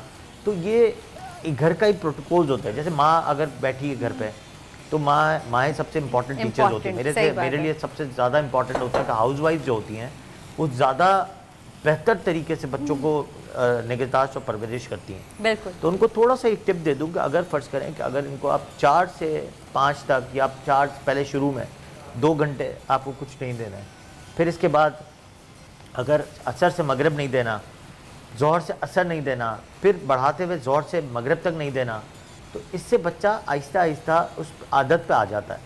दूसरा, घर के माहौल पे बहुत असरअंदाज होता है। और दूसरा, अल्लाह ताला ने एक सब्र की दुआ दी है कि बिस्मिल्लाहिर्रहमानिर्रहीम औज़ु बिल्लाहि मिनश शैतानिर रजीम बिस्मिल्लाहिर्रहमानिर्रहीम करके आप चीज़ें ये सिखाते हैं ना। अब जैसे आजकल आपको मैंने जो दौर बता रहा हूँ कि आजकल का जो दौर है, जो बच्चे खाना प्रॉपर नहीं खाते हैं या बच्चे भूख नहीं लगती है या बच्चे सही प्रॉपर इस पर चिड़चिड़े हो जाते हैं, सेटिस्फाई नहीं होते खाने पे। तो हाँ, और नखरे बहुत, जैसे बच्चों मैंने अभी इन 2-3 साल में एक रिसर्च पढ़ रहा था और रिसर्च की भी, और मेरे पास जो बच्चे आ रहे थे मैंने उसकी पोर्टफोलियो एक बनाया। उसमें ये था कि हमने सुन्नत तरीके बहुत छोड़ दिए, हमने गैजेट्स पे चले गए। बिल्कुल सही। हैंड वॉश नहीं करते हैं, जमीन पे बैठना खाना छोड़ दिया, बिल्कुल डाइनिंग टेबल आ गए, बच्चे बिस्मिल्लाहिर्रहमानिर्रहीम नहीं पढ़ते हैं, डायरेक्ट बस खाना खाना शुरू कर देते हैं। या एक चीज गैजेट या मोबाइल या टीवी सामने रखा होगा, टैब सामने रखा होगा, फिर खाना खा रहे होते हैं। बिल्कुल। ये अब देखें, ये इस्लामी तरीके नहीं है, तो इसमें आपको शिकायतें भी ज़्यादा मिल रही हैं। इसी में ही हमें बहुत सारे बच्चे ऑटिज़म के साथ मिल रहे हैं। ऑटिज़म नहीं है बट ऑटिज़म लाइक सिम्टम्स मिलना शुरू हो गए। ADHD टाइप सिम्टम्स मिलना शुरू हो गए, मतलब अटेंशन डेफिसिट हो गए, हाइपर एक्टिव हो गए, टेम्पर टेंट्रम्स बढ़ गए। ये सब हमारे जो है, हमने जो हमारी तौर तरीके चेंज किए ना। अब आप आज से 20-25 साल 30 साल पहले चले जाएं, हमारे तौर तरीके डिफरेंट हैं। अगर आप अभी बैठी हैं अपने घर में, अब जो नई जनरेशन वाले जो पेरेंट्स हैं ना, उनका तो एक रिवाज ही बिल्कुल डिफरेंट हो गया है। सॉरी, थैंक यू, बिल्कुल अंग्रेज़ों वाला रिवाज हो गया, जिससे कई दफ़ा हमारे घर में के माहौल ख़राब हो जाता है। अब इसी में ही जो रोज़ा ना रखने की वजूहत यहाँ आती, सही उन बच्चों के साथ। अब जैसे हम जब प्रोफेशनल कैरियर में थे या आप जब प्रोफेशनल कैरियर में होंगी, अब आपकी अगर बचपन से रोज़ा रखने की आदत है और आपके साथ कुछ लोग पढ़ रहे होंगे अडल्ट में, तो कुछ लोग रोज़ा नहीं रखते हैं। बिल्कुल। अब उनकी आदत ही नहीं है, बेसिकली बचपन से आदत नहीं। उन्होंने, उनके पेरेंट्स ने, जिस तरह आपने कहा कि डिहाइड्रेट हो जाएंगे या रोज़ा रख नहीं सकते, एग्ज़ाम में बहुत थक जाएंगे। आजकल अब मेरी बेटी, छोटी बेटी है और उनके CIA के एग्ज़ाम हो रहे हैं, भाई के बच्चे हैं, अब उनके बच्चे भी छोटे हैं, अब वो सारे रोज़े रख रहे हैं, एग्ज़ाम हो या ना हो, कुछ भी हो। रिवाज जो आपने घर का आदत की बात की ना डॉक्टर साहब, यहीं पर एक और आदत जो कि बच्चों को नहीं होती, मैं उस पर चाहूँगी थोड़ा सा आप मुझे बताएं, गाइड कीजिएगा उन पेरेंट्स को जो कि इस प्रॉब्लम की वजह से परेशान है। वो बच्चे जिन्हें पानी पीने की आदत नहीं होती, आप उनको पानी दो तो वो एक घूंट मुश्किल से पानी पियेंगे, वो छोड़ देंगे, वो दूध पी लेंगे, शरबत पी लेंगे, कोल्ड ड्रिंक पी लेंगे, पानी नहीं पियेंगे सादा।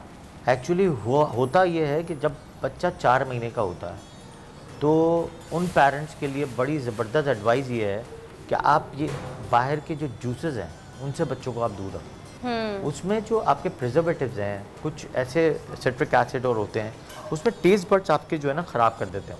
अब वो पानी के टेस्ट पे आते नहीं और जूसेस के टेस्ट पे आ जाते हैं। जैसे अगर फ़र्ज़ करें कि ग्लूटाथायोन है या ग्लूटामेट्स हैं या बहुत ऐसी चीज़ें, मोनोसोडियम ग्लूकोनेट है, जो अब तो हमारे यहाँ बैंड है, लेकिन बैंड है नहीं, आ रहा है बहुत मुख्तलिफ अंदाज में, बहुत सारे प्रिजर्वेटिव्स में मिलता है ये। सही। उसमें आपके जो यहाँ पे जो टंग पे जो बेस है, उस पर ये डेवलप हो रहा होता है टेस्ट बड्स। उस टेस्ट बड से डेवलपमेंट में होता ये कि कई दफ़ा हमारे जो टेस्ट है वो उस टेस्ट पे आ जाता है। ये प्रॉब्लम तो होगी, अब इससे निकला कैसे जाए, कैसे पानी पीने की आदत हो बच्चे को? अब इसमें यही होता है कि आप जूसेस को आप दूर रखें। देखिए junk food, juices, chips, biscuit, अब चॉकलेट्स, उनसे आप देखिए लाता कौन है। पहले तो ये है ना कि लाता कौन है, घर में लाने वाले तो या दादा दादी, नाना नानी है। मेरी बेटी है 4 साल की, उसका ये प्रॉब्लम है कि आप जो जूसेस की बात करें ना, वो उसका मिल्क इनटेक बहुत ज़्यादा है, पानी नहीं पिएगी, बस दूध दे दो, वो दूध के फीडर्स पिए जाएगी, मतलब वो इतना तंग करती है कि फिर देना पड़ता है।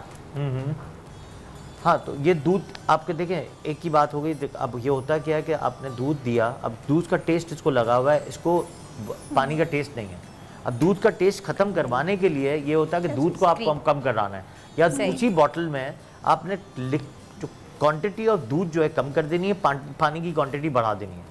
जब पानी की क्वांटिटी बढ़ेगी तो उसको टेस्ट डेवलप होना शुरू हो जाएगा। सही। डॉक्टर साहब मैं 2 मिनट आपसे लूंगी यहाँ पे, क्योंकि देखिए मैंने यहाँ पे कैरेमल बनाया है, मैं चाहूँगी कि कलर ज़रूर दिखाएं स्क्रीन पे प्लीज़। इस तरह ये जब कैरेमल हमें नॉर्मल बनाया कि मैंने 1 कप चीनी ली, उसमें आधा कप पानी लिया और इसको पकने के लिए छोड़ दिया, और कॉन्स्टेंटली मैं इसको स्टर कर रही थी ताकि ये बर्न ना हो। अब देखिए इस तरह का लाइट गोल्डन ब्राउन कलर जब आया है तो मैंने स्टोव बंद कर दिया और इसमें मैं क्रीम ऐड कर रही हूँ। ठीक है, 2 से 3 टेबल स्पून मैंने क्रीम इसमें ऐड की, ये देखिए, और इसको हम अच्छे से मिक्स कर लेंगे। ये इसलिए मैंने कहा था क्योंकि बबलिंग होती है डालते ही, तो आपने स्टोव बंद करना है। ये देखिए कितना खूबसूरत कलर आया है कैरेमल का। रीज़न इसका सिर्फ यही है क्योंकि मैंने लाइट गोल्डन ब्राउन कलर दिया था। इससे डार्क अगर मैं कर लेती तो क्या होता कि वो बर्न्ड हो जाता, तो फिर वो बर्न फ्लेवर आता। ये देखें कैरेमल का एक्चुअल फ्लेवर आया है इसमें, एक्चुअल कलर आया है इसमें कैरेमल का। जबरदस्त। वो असल में मैं बना रही हूँ ना आज। हाँ आप बना रही हैं आज। अच्छा अब हम क्या करेंगे, अच्छा यहाँ पे फिरनी बन रही है, फिरनी गाढ़ी होती है, कुछ भी नहीं किया, सिंपल दूध में जब बॉयल आया तो हमने मेहरान का फिरनी मिक्स इसमें ऐड किया और इसको हम चलाते रहेंगे, छोड़ देंगे ताकि अच्छे से गाढ़ा हो जाए। अभी जो कैरेमल मैंने बनाया है चीनी का नॉर्मल कैरेमल है, इसको अभी ऐड करेंगे इसमें, इसलिए मैंने बीच में डॉक्टर साहब से कहा कि थोड़ा टाइम दीजिए। अच्छा ये देखिए 1 कप चीनी है इसमें, और इसमें मैंने क्रीम ऐड की, 2 से 3 टेबल स्पून ऐड किए हैं, मैंने 3 टेबल स्पून ऐड किए हैं, वो हम इसमें अब ऐड कर देंगे ताकि कैरेमल का एक अच्छा सा फ्लेवर आ जाए। आप चलाती रहिए इसको, ठीक है, ये हम इसमें ऐड कर देंगे। अच्छा ये सॉल्ट, अच्छा इसी को अगर आपने सुना होगा अक्सर डिज़र्ट बनता है ब्राउनी का सॉल्टेड कैरेमल, इसी में अगर आप ½ टीस्पून नमक डालें तो ये सॉल्टेड हो जाएगा। अब देखें इसका कलर भी चेंज हो गया है, फिरनी का खुशबू भी वैसी आएगी और अब इसमें फ्लेवर भी कैरेमल वाला आएगा। अब इसको हम इतना पकाएंगे जब तक कि फिरनी गाढ़ी ना हो जाए। सही है, चलें जी, ये हो गया, मैंने बता दिया कैरेमल का। जी अब डॉक्टर के साथ कंटिन्यू करते हैं, लेकिन उससे पहले एक लाइव कॉलर हमारे साथ हैं, अंबर हैं लाहौर से, उनसे बात कर लेते हैं। जी हेलो, अस्सलाम वालेकुम अंबर। हेलो अंबर, आपको आवाज़ आ रही है? अस्सलाम वालेकुम। आई थिंक डिस्कनेक्ट हो गया। आई थिंक लाइन डिस्कनेक्ट हो गई है। जी डॉक्टर साहब आप बता रहे थे कि किस तरह से बच्चों को हम पानी की तरफ लेके आए। डॉक्टर साहब इसमें मैं थोड़ा सा ऐड ऑन करना चाहूँगी कि मैंने बहुत से बड़ों को भी देखा है जो शरबत पी लेंगे, जूसेस पी लेंगे, लेकिन उनको कहते हैं कि हमें सादा पानी गले से नहीं उतरता। देखिए उस पर यही होता है कि बचपन से आपकी आदत वही आदत बचपन से हो सारी जाती है। चीज़ें डिपेंड करती हैं। देखिए आप एक बच्चा, एक और एग्जांपल आपको इस पे देता हूँ। एक माँ कहती है कि मेरा बच्चा जो है वो खाना खाता है, वो काया लेता है, उल्टी कर देता है या इनहेल कर लेता है। अब वो वहाँ से स्टार्ट होता है जब आप बच्चा 6 महीने का था, 6 महीने पे आपने प्रॉपर ट्रेनिंग नहीं की, माइलस्टोन्स डेवलप नहीं किए, अब वहाँ से आपकी आदत शुरू होती है। अब वही रोजे पे है, वही नमाज पे है, वही पढ़ाई पे है, वो सारी चीज़ें बचपन से स्टार्ट करनी होती हैं। सही। जितना बच्चे को आप अपने डिमांडिंग पे रखते हैं ना, ऑफर एंड डिमांड एक पूरा वो है कि आपने जितना आप ऑफर करें और उसको आप पूरा कराएं।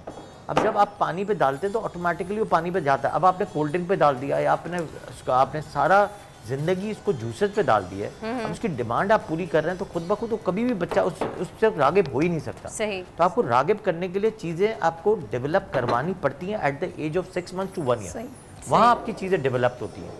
अब जैसे पढ़ाई करनी है तो 6 years पे आपको पता है ना कि आप 2 साल का बच्चा जो है अबाकाडा सीखना शुरू करता है। सही। एक और कॉलर हमारे साथ मौजूद डॉक्टर साहब, पहले मैं लाइन ड्रॉप हो जाएगी, खता कलामी के लिए माजरत। एक और डॉक्टर हैं जी शेखुपुरा से हमारे साथ, सबा, उनसे बात कर लेते हैं। जी हेलो, अस्सलाम वालेकुम सबा। वालेकुम अस्सलाम। कैसी हैं सबा आप? वालेकुम अस्सलाम। सबा टीवी का वॉल्यूम प्लीज बंद कर दीजिएगा, आप फोन से ही मेरी आवाज़ सुनिए वरना लाइन डिस्कनेक्ट हो जाएगी क्योंकि आपको क्लियर आवाज़ नहीं आएगी।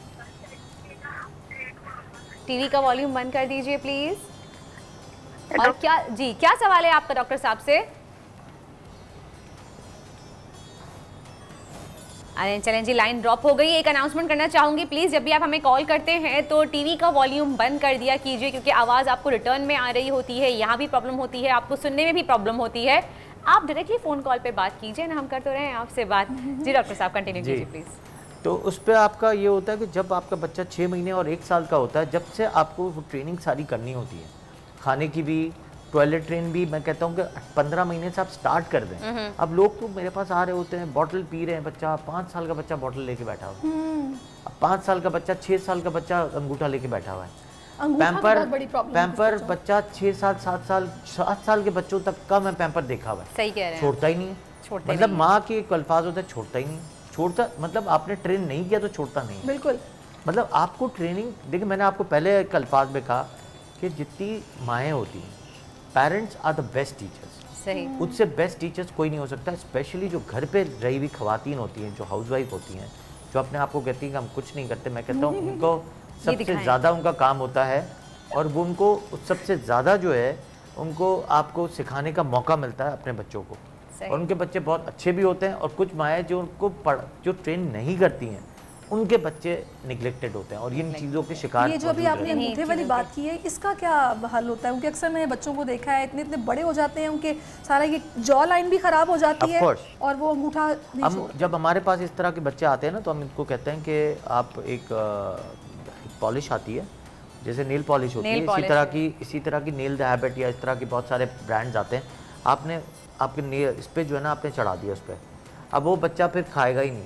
कुछ दफ़ा जब बच्चा इस पर भी बहुत ज़्यादा तेज़ होता है तब हम क्या करते हैं, फिर उस पर एक डेंटल स्ट्रक्चर लगा देते हैं ऊपर, जैसे बच्चा मुंह में लेगा तो खुद ब खुद जो है वो आपके वहाँ पे इसको चुभेगा तो अंगूठा मुंह में नहीं जाएगा, तो इससे जॉ लाइन भी सही रहती है और चीज़ें बेहतर रहती हैं और बच्चे की आदत भी छूट जाती है। एक और कॉलर हमारे साथ मौजूद हैं, सबा इस्लामाबाद से, उनसे ही बात कर लेते हैं। हेलो अस्सलाम वालेकुम। हेलो अस्सलाम वालेकुम। वालेकुम अस्सलाम। जी सबा कैसी हैं आप? मेरा नाम सना है। सना, ओके सना जी, कैसी हैं आप सना? जी मैं ठीक हूँ। मैंने डॉक्टर साहब से बात करनी थी। जी जी बिल्कुल बात कीजिए, पूछिए क्या सवाल पूछना चाहेंगी डॉक्टर साहब से? मैंने ये पूछना था कि मेरा बेटा है 2.4 ईयर्स का और 2.5 साल का बच्चा है इनका। जी बोलिए, सवाल कीजिए।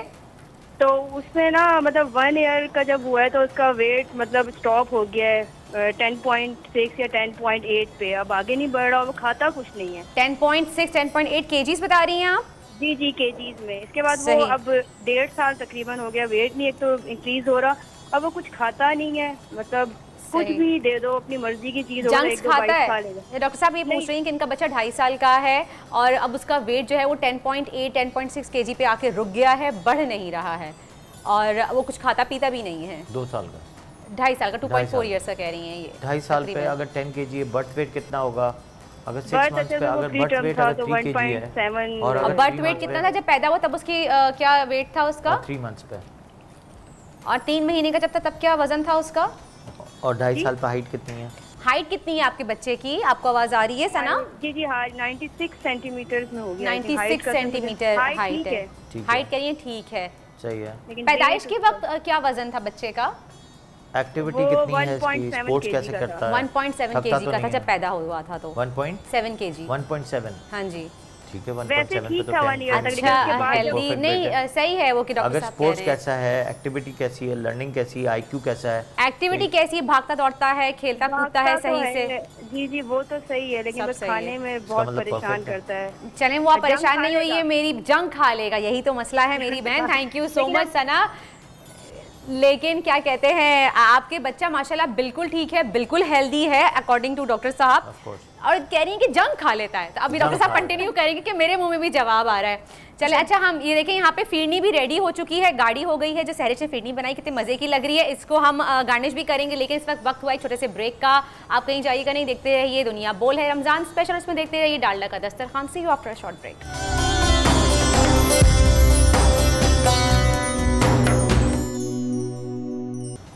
Welcome back after the break. आप देख रहे हैं दुनिया बोल है रमज़ान स्पेशल, और हमारा सेगमेंट चल रहा है डालडा का दस्तरखान, क्योंकि इफ्तार का वक्त करीब आ रहा है और हमने कहा कि हम आपको बनाना सिखाएं कुछ मज़ेदार सा मीठा। तो आप देख सकते हैं मेहरान का फिरनी मिक्स पैकेट से हमने तैयार की है आज कैरेमल फिरनी, और आप देख सकते हैं किस तरह से लग रही है। अच्छा ये हमने कैरेमल की जो थ्रेड्स होती हैं वो बनाई थी, लेकिन वो फिरनी बहुत गरम गरम थी तो बेचारी सारी सुकड़ गई।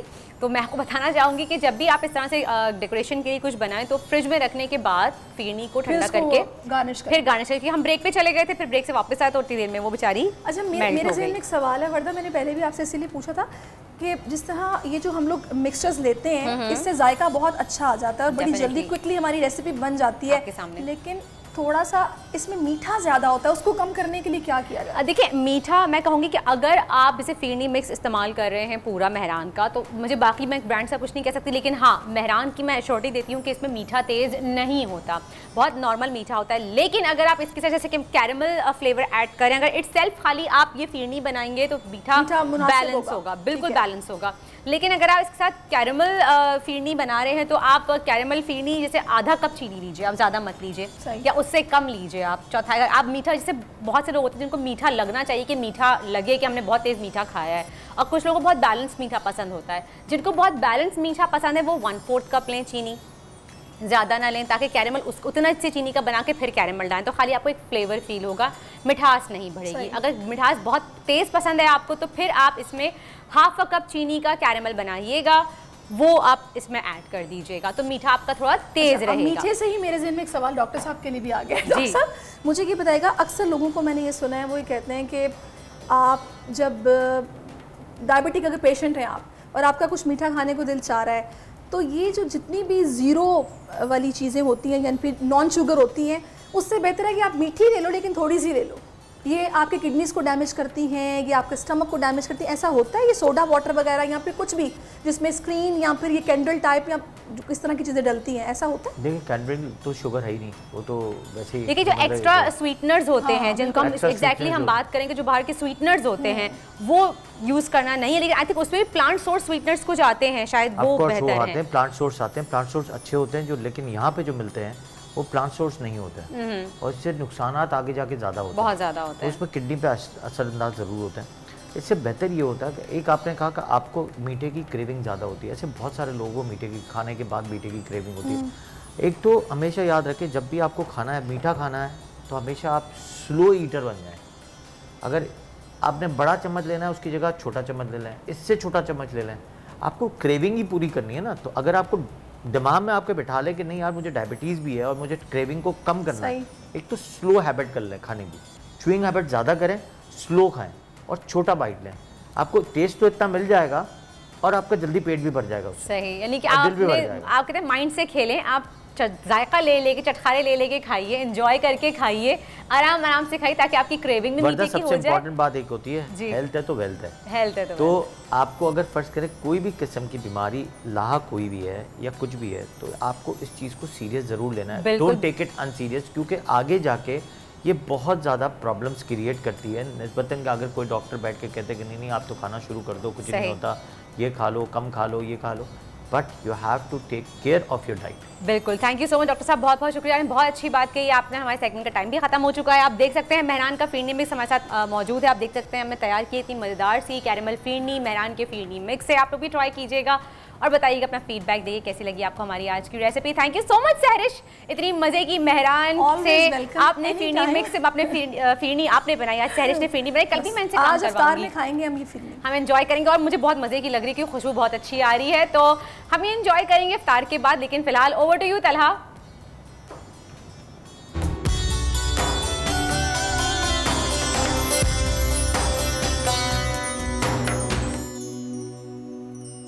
बहुत बहुत शुक्रिया वर्दा, यकीनन बहुत मज़े की लग रही थी जो आपने फिरनी तैयार की। लेकिन अब हम बढ़ते हैं उस सेगमेंट की जानिब जो मेरा पसंदीदा सेगमेंट है इस पूरे प्रोग्राम में। हम बात करेंगे अब आलिम के बोल के हवाले से। दो बड़े प्यारे मेहमानों ने मुझे स्टूडियो में ज्वाइन किया है। मेरे साथ मौजूद हैं प्रोफेसर डॉक्टर जाहिद अली जाहिदी साहब, आप डीन हैं faculty of Islamic studies Karachi university. बहुत बहुत शुक्रिया प्रोफेसर साहब, आपने अपना कीमती वक्त हमें दिया। साथ साथ हमारे साथ नात खां मौजूद हैं, फरीद अहमद खुर्शीदी साहब, आपका बहुत बहुत शुक्रिया, आपने अपना कीमती वक्त हमें दिया। जब भी मैं दीन की बात करता हूं तो मैं कोशिश करता हूं कि अपने नाजरीन को बताऊं कि दीन को समझने के लिए बहुत ज़रूरी जो पहला जुज़्व है समझना, वो नबी करीम आका दो जहां रहमतुल्लिल आलमीन वजह तख्लीक कायनात मोहम्मद मुस्तफ़ा सल्लल्लाहु तआला अलैहि वसल्लम की शान को समझना है, उनके पैगाम को समझना है, उन्होंने जो हमें सिखाया और जो हमारे लिए उन्होंने कुर्बानियाँ दी उसको समझना है, और उससे भी ज़्यादा ज़रूरी उनके घर को, अहले बैत को समझना है। नबी करीम सल्लल्लाहु तआला अलैहि वसल्लम ने फरमाया, जिसने मेरे अहले बैत से बुग़्ज़ रखा क़यामत के रोज़ यहूदियों में से उठाया जाएगा। सहाबा कराम रिज़वानुल्लाह ताला अजमाइन ने फ़ौरन से पूछा, झट से पूछा, या रसूल अल्लाह सल्लल्लाहु तआला अलैहि वसल्लम, अगर उस शख्स ने नमाज पढ़ी, हज किया, रोज़े रखे, क्या तब भी वो यहूदियों से उठाया जाएगा? तो नबी करीम सल्लल्लाहु तआला अलैहि वसल्लम ने फरमाया, अगर उसने पूरी जिंदगी मकामे इब्राहिम पर खड़े होकर नमाज पढ़ी तब भी वो यहूदियों से उठाया जाएगा। अंदाज़ा कीजिए कि हमारे दीन में अहले बैत की शान क्या है, नबी करीम सल्लल्लाहु अलैहि वसल्लम की शान क्या है। मैं प्रोफेसर डॉक्टर जाहिद अली जाहिदी साहब से दरख्वास्त करूँगा कि नाजरीन को आप भी बताएं सर कि अहले बैत की अहमियत हमारे दीन में क्या है। बिस्मिल्लाहिर्रहमानिर्रहीम, बहुत शुक्रिया। देखिए, सबसे पहले तो पैगम्बर अकरम सल्लल्लाहु अलैहि वसल्लम की जो शान है, जो मकाम है, जो अज़मत है, वो हम क्या बयान कर सकते हैं। किसी ने कहा है बादस खुदा बुज़ुर्ग तुई क़िस्सा मुख्तसर। सुभान अल्लाह। तो जिस तरह हुज़ूर का मकाम है, मंजिलत है कि आप रहमतुल्लिल आलमीन हैं, तो आपके घर वाले भी इसी तरह बेमिसाल हैं। सुभान अल्लाह। और आपने ख़ुद उनके लिए इरशाद फरमाया कि इन्नी तारिकुम फ़ीकुम मुस्तक़लैन, कि मैं तुम्हारे दरमियान दो गरा कदर चीज़ें छोड़ के जा रहा हूँ, किताब अल्लाही व इतरती अहल बैती, कि एक अल्लाह की किताब और एक मेरी इतरत यानी मेरे अहल बैत। मा इन तमस्सकतुम बिहिमा लन तज़िल्लु बादी, जब तक इन दोनों से वाबस्ता रहोगे हरगिज़ गुमराह नहीं होंगे। सुभान अल्लाह। ये भी फरमाया कि व इन्नहुमा लन यफ्तरिक़ा, और ये दोनों एक दूसरे से भी जुदा नहीं होंगे। कुरान अहल बैत से और अहल बैत कुरान से, ठीक। हत्ता यरिदा अलैयल हौज़, यहाँ तक कि मेरे पास हौज़े कौसर पर पहुँचेंगे। अल्लाहु अकबर। और सही मुस्लिम में इसके आगे एक और जुमला है कि हुज़ूर ने 3 मरतबा इरशाद फरमाया कि उज़क्किरुकुमुल्लाहु फ़ी अहल बैती, मैं अपने अहल बैत के बारे में तुम्हें खुदा की याद दिलाता हूँ। अल्लाहु अकबर।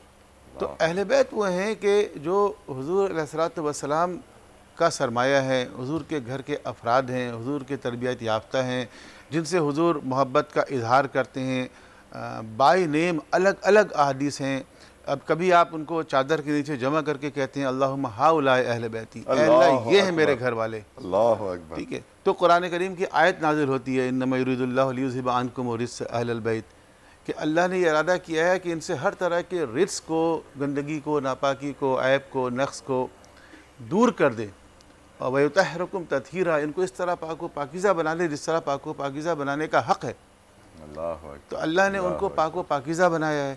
कभी हुजूर उनको मैदान मुबाहला में लेकर जाते हैं, जो नजरान बनी नजरान से आपका मुबाहला हुआ, तो वहाँ जाके फरमाते हैं कि अल्लाहुम्मा हाउलाए अहली, अल्लाह ये है मेरे घर वाले, कि वही अली व फातिमा हसन व हुसैन उनको मैदान मुबाहले में ले जाके तारुफ़ करवा रहे हैं, कह रहे हैं अल्लाहुम्मा हाउलाए अहल बैती, अल्लाह ये है मेरे अहल बैत। और जब वो नसारा नजरान का वो जो अस्क़फ़ आज़म है वो उनकी तरफ देखता है तो कहता है इनसे हरगिज़ मुबाहला ना करना, मैं वो चेहरे देख रहा हूँ कि अगर ये पहाड़ को इशारा कर दें तो पहाड़ अपनी जगह से हट जाए। कुरान में है प्रोफेसर साहब, वो आयत कुरान की है, पूरी आयत कुरान की आयत है कि जिसके अंदर कहा गया है कि तुम अपने बेटों को लाओ, अपने बेटों को लाते हैं, हम औरतों को लाओ, हम औरतों को लाते हैं, सुम्मा नब्तहिल फनजअल लानतल्लाहि अलल काज़िबीन, और फिर हम जो है वो एक मुबाहला करते हैं और झूठों पर लानत करते हैं। ये नहीं कहा एक दूसरे पर लानत करते हैं, बल्कि झूठों पर, सब मिल के झूठों पर लानत करते हैं। तो अल्लाह तबारक व तआला के हुक्म से हुजूर उन हस्तियों को लेकर गए कि जो रिसालत और तौहीद की गवाही देने के लिए गए और झूठों पे लानत करने के लिए गए। नौबत नहीं आई उसकी, क्योंकि उन्होंने तो जिज़िया देने पर आमादा हो गए वो, और मुबाहला नहीं किया उन्होंने। तो बहरहाल देखिए, अहले बैत अतहार वो हैं कि अगर आप इल्म की बात करें तो हुजूर से इल्म इनको सीना ब सीना मुंतकिल हुआ। अल्हम्दुलिल्लाह। उन्होंने कहीं से कस्ब फैज़ नहीं किया, किसी जगह तालीम हासिल नहीं की, किसी उस्ताद के पास नहीं बैठे, ठीक है। और इनके पास वो इल्म है। मिसाल के तौर पर इमाम अबू हनीफ़ा जो हैं वो इमाम जाफ़र सादिक़ के पास जाते हैं कस्ब फैज़ करने के लिए, फरमाते हैं कि लौला अलसनतान लहलकन नुमान, अगर मेरे पास ये 2 साल न होते जो मैंने इमाम की खिदमत में गुजारे तो मैं हलाक हो जाता। अल्लाहु अकबर। तो वो जो जा रहे हैं सीखने के लिए, इमाम अबू हनीफा खुद बहुत बड़े फ़क़ीह हैं, एक मुज्तहिद हैं, अपने ज़माने के नाबग़े रोज़गार हस्ती हैं, तो वो अगर किसी के दरवाजे पे सीखने के लिए जा रहे हैं तो कुछ देख के जा रहे हैं ना। बेशक। अच्छा, वो जिनके दरवाजे पे जा रहे हैं उन्होंने किससे कस्ब फैज़ किया है? अल्लाहु अकबर। तो उनके पास जो है इल्म, उनके सीने में जो इल्म है वो है जो सीना बसीना मुंतकिल हुआ है। और अरबी में कहते हैं कि घर वाले बेहतर जानते हैं कि घर में क्या है। अल्लाहु अकबर, अल्लाहु अकबर। तो आप इल्म में देख लें, तक़वा में देख लें, शुजाअत में देख लें, और सबसे बड़ी बात यह है कि जब दीन को कुर्बानी की ज़रूरत पेश आई तो किसने कुर्बानी दी? जब कुर्बानी के वक्त का वक्त आया तो किन लोगों ने दीन की खातिर कुर्बानी दी, खून पेश किया, औलाद पेश की, माल पेश किया, जान पेश किया, सब कुछ कुर्बान करने वाले, क्योंकि ये वो हैं कि जिनके घर में दीन नाजिल हुआ। यानी इमाम हुसैन ने जगह खुतबे में फरमाया कि इन्ना अहल बैत नबुव्वा व मअदनुर रिसाला, हम रिसालत की कान हैं, व मुख्तलफ़ल मलाइका, फरिश्तों के आने जाने की जगह है हमारा घर, अल्हम्दुलिल्लाह, व महबतल वही, और वही के नुज़ुल की जगह है, अल्हम्दुलिल्लाह, बिना फतह अल्लाह व बिना यख्तिम, अल्लाह ताला हर चीज़ का आगाज़ हमसे करता है, इख्तिताम हम पे करता है। सुभान अल्लाह, सुभान अल्लाह। तो जब कुर्बानी का वक्त आएगा तो जिनके घर की चीज़ होगी उनको ज़्यादा तकलीफ़ होगी अगर उसको नुकसान पहुँच रहा होगा। तो दीन इस्लाम की हिफाजत की खातिर मैदान अमल में नज़र आने वाले, कुर्बानी पेश करने वाले, खून पेश करने वाले, औलाद पेश करने वाले अहले बैत अतहार मिलेंगे आपको। बस हमारी ज़िम्मेदारी है कि हम उनकी सीरत को, किरदार को देखें और कुछ अमल करने की कोशिश करें। मुसलमानों का मसला ये है कि वो अल्लाह को मानते हैं, अल्लाह की नहीं मानते, हुजूर को मानते हैं, हुजूर की नहीं मानते, अहले बैत पे जान कुर्बान करने के लिए तैयार हैं, उनकी बातें, उनकी नसीहतें, उनकी प्रोफेसर साहब, इसकी एक बड़ी वजह ये भी है कि हमने कुरान पाक को समझने पे जोर नहीं दिया। नबी करीम सल्लल्लाहु अलैहि वसल्लम ने फरमाया एक आयत को समझ के पढ़ना 70 साल की इबादत है। लेकिन आज भी आप देखिए मुसलमान ज्यादा जोर तिलावत पे है, किरत पे है। With all due respect professor साहब, ऑफ कोर्स उसकी अपनी अहमियत है, जगह है, मकाम है, लेकिन समझना तो सबसे अफजल काम था कि रब ने भेजा था अपनी मखलूक की तरफ। समझो इस अहकाम नामे में क्या लिखा है, समझो इस दीन का मतलब क्या है, समझो जिंदगी कैसे गुजारनी है। पर हम तलफ़्फ़ुज़, किरत, तिलावत से आगे नहीं बढ़ पाए। शायद यही वजह है कि प्रोफेसर साहब इस्लाम के दुश्मन ने कुरान के इतने तर्जुमे भी निकाल दिए। असल में देखें, ये भी स्टेजेस हैं।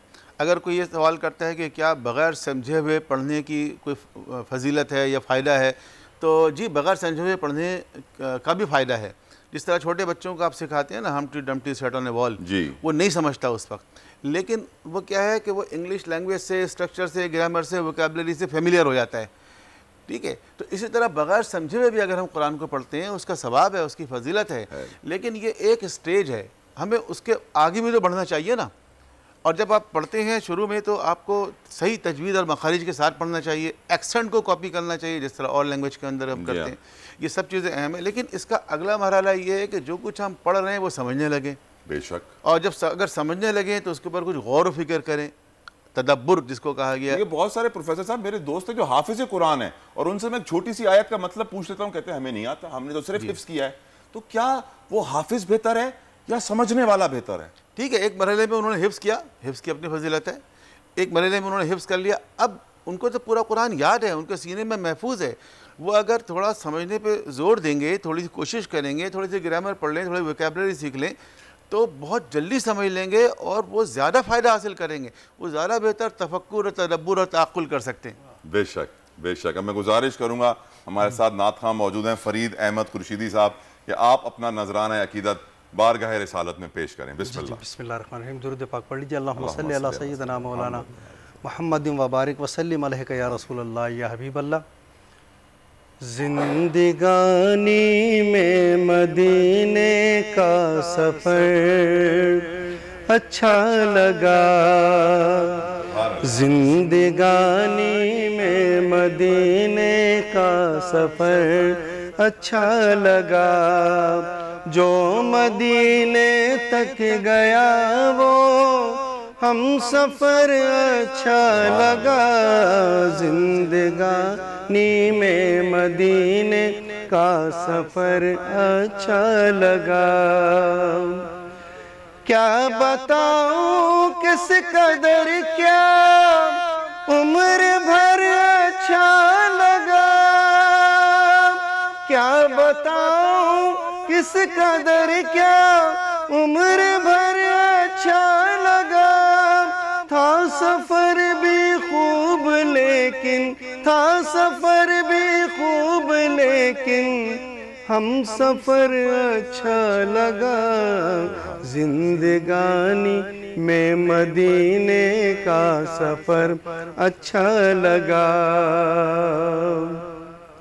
कितने अच्छे वक्त हैं अय्यूब अंसारी तेरे, सारे तैबा में नबी को, सारे तैबा में नबी को तेरा घर अच्छा लगा, जिंदगानी में मदीने का सफ़र अच्छा लगा।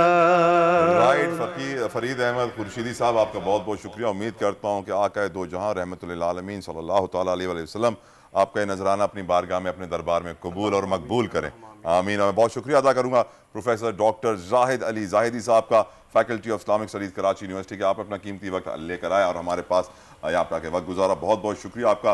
और यकीन हमारे प्रोग्राम का वक्त भी आप अपने इख्तिताम को पहुँचा, और इख्तिताम पर मैं हमेशा कोई ना कोई हदीस सुनाने की कोशिश करता हूँ ताकि आवाम तक असल दीन का मैसेज पहुँचाऊँ। तारीख़ इस्लाम हमारा सेगमेंट होता है, तो यकीनन आपको बताऊँगा। और हमेशा अहले बैत का जिक्र पहले होना बहुत ज़रूरी होता है। नबी करीम सल्लल्लाहु तआला अलैहि वसल्लम के पास एक शख्स आया और उसने कहा कि मुझे मालूम है कि मैं मरने वाला हूँ, मुझे इजाज़त दीजिए कि मेरे पास इतनी दौलत है, मैं सदका खैरात कर दूँ और सारा माल देकर गरीबों को फिर जाऊँ। सल्लल्लाहु अलैहि वसल्लम ने कहा, क्या तुम्हें अच्छा लगता है कि तुम्हारे मरने के बाद तुम्हारे बच्चे हाथ फैलाएं?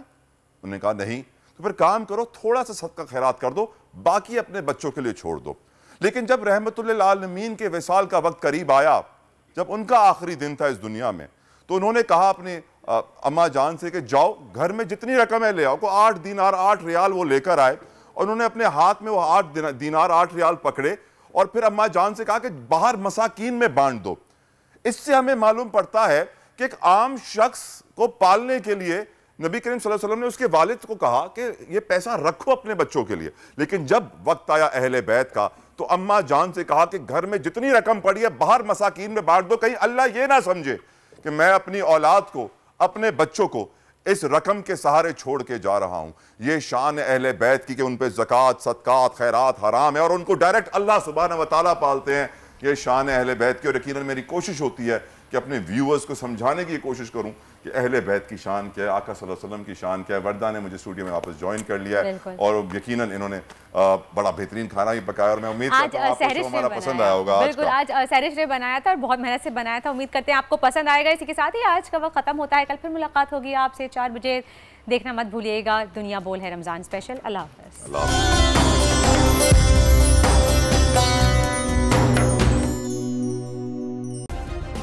सब्सक्राइब करें और बेल दबाएं ताकि कोई खबर रह न जाए।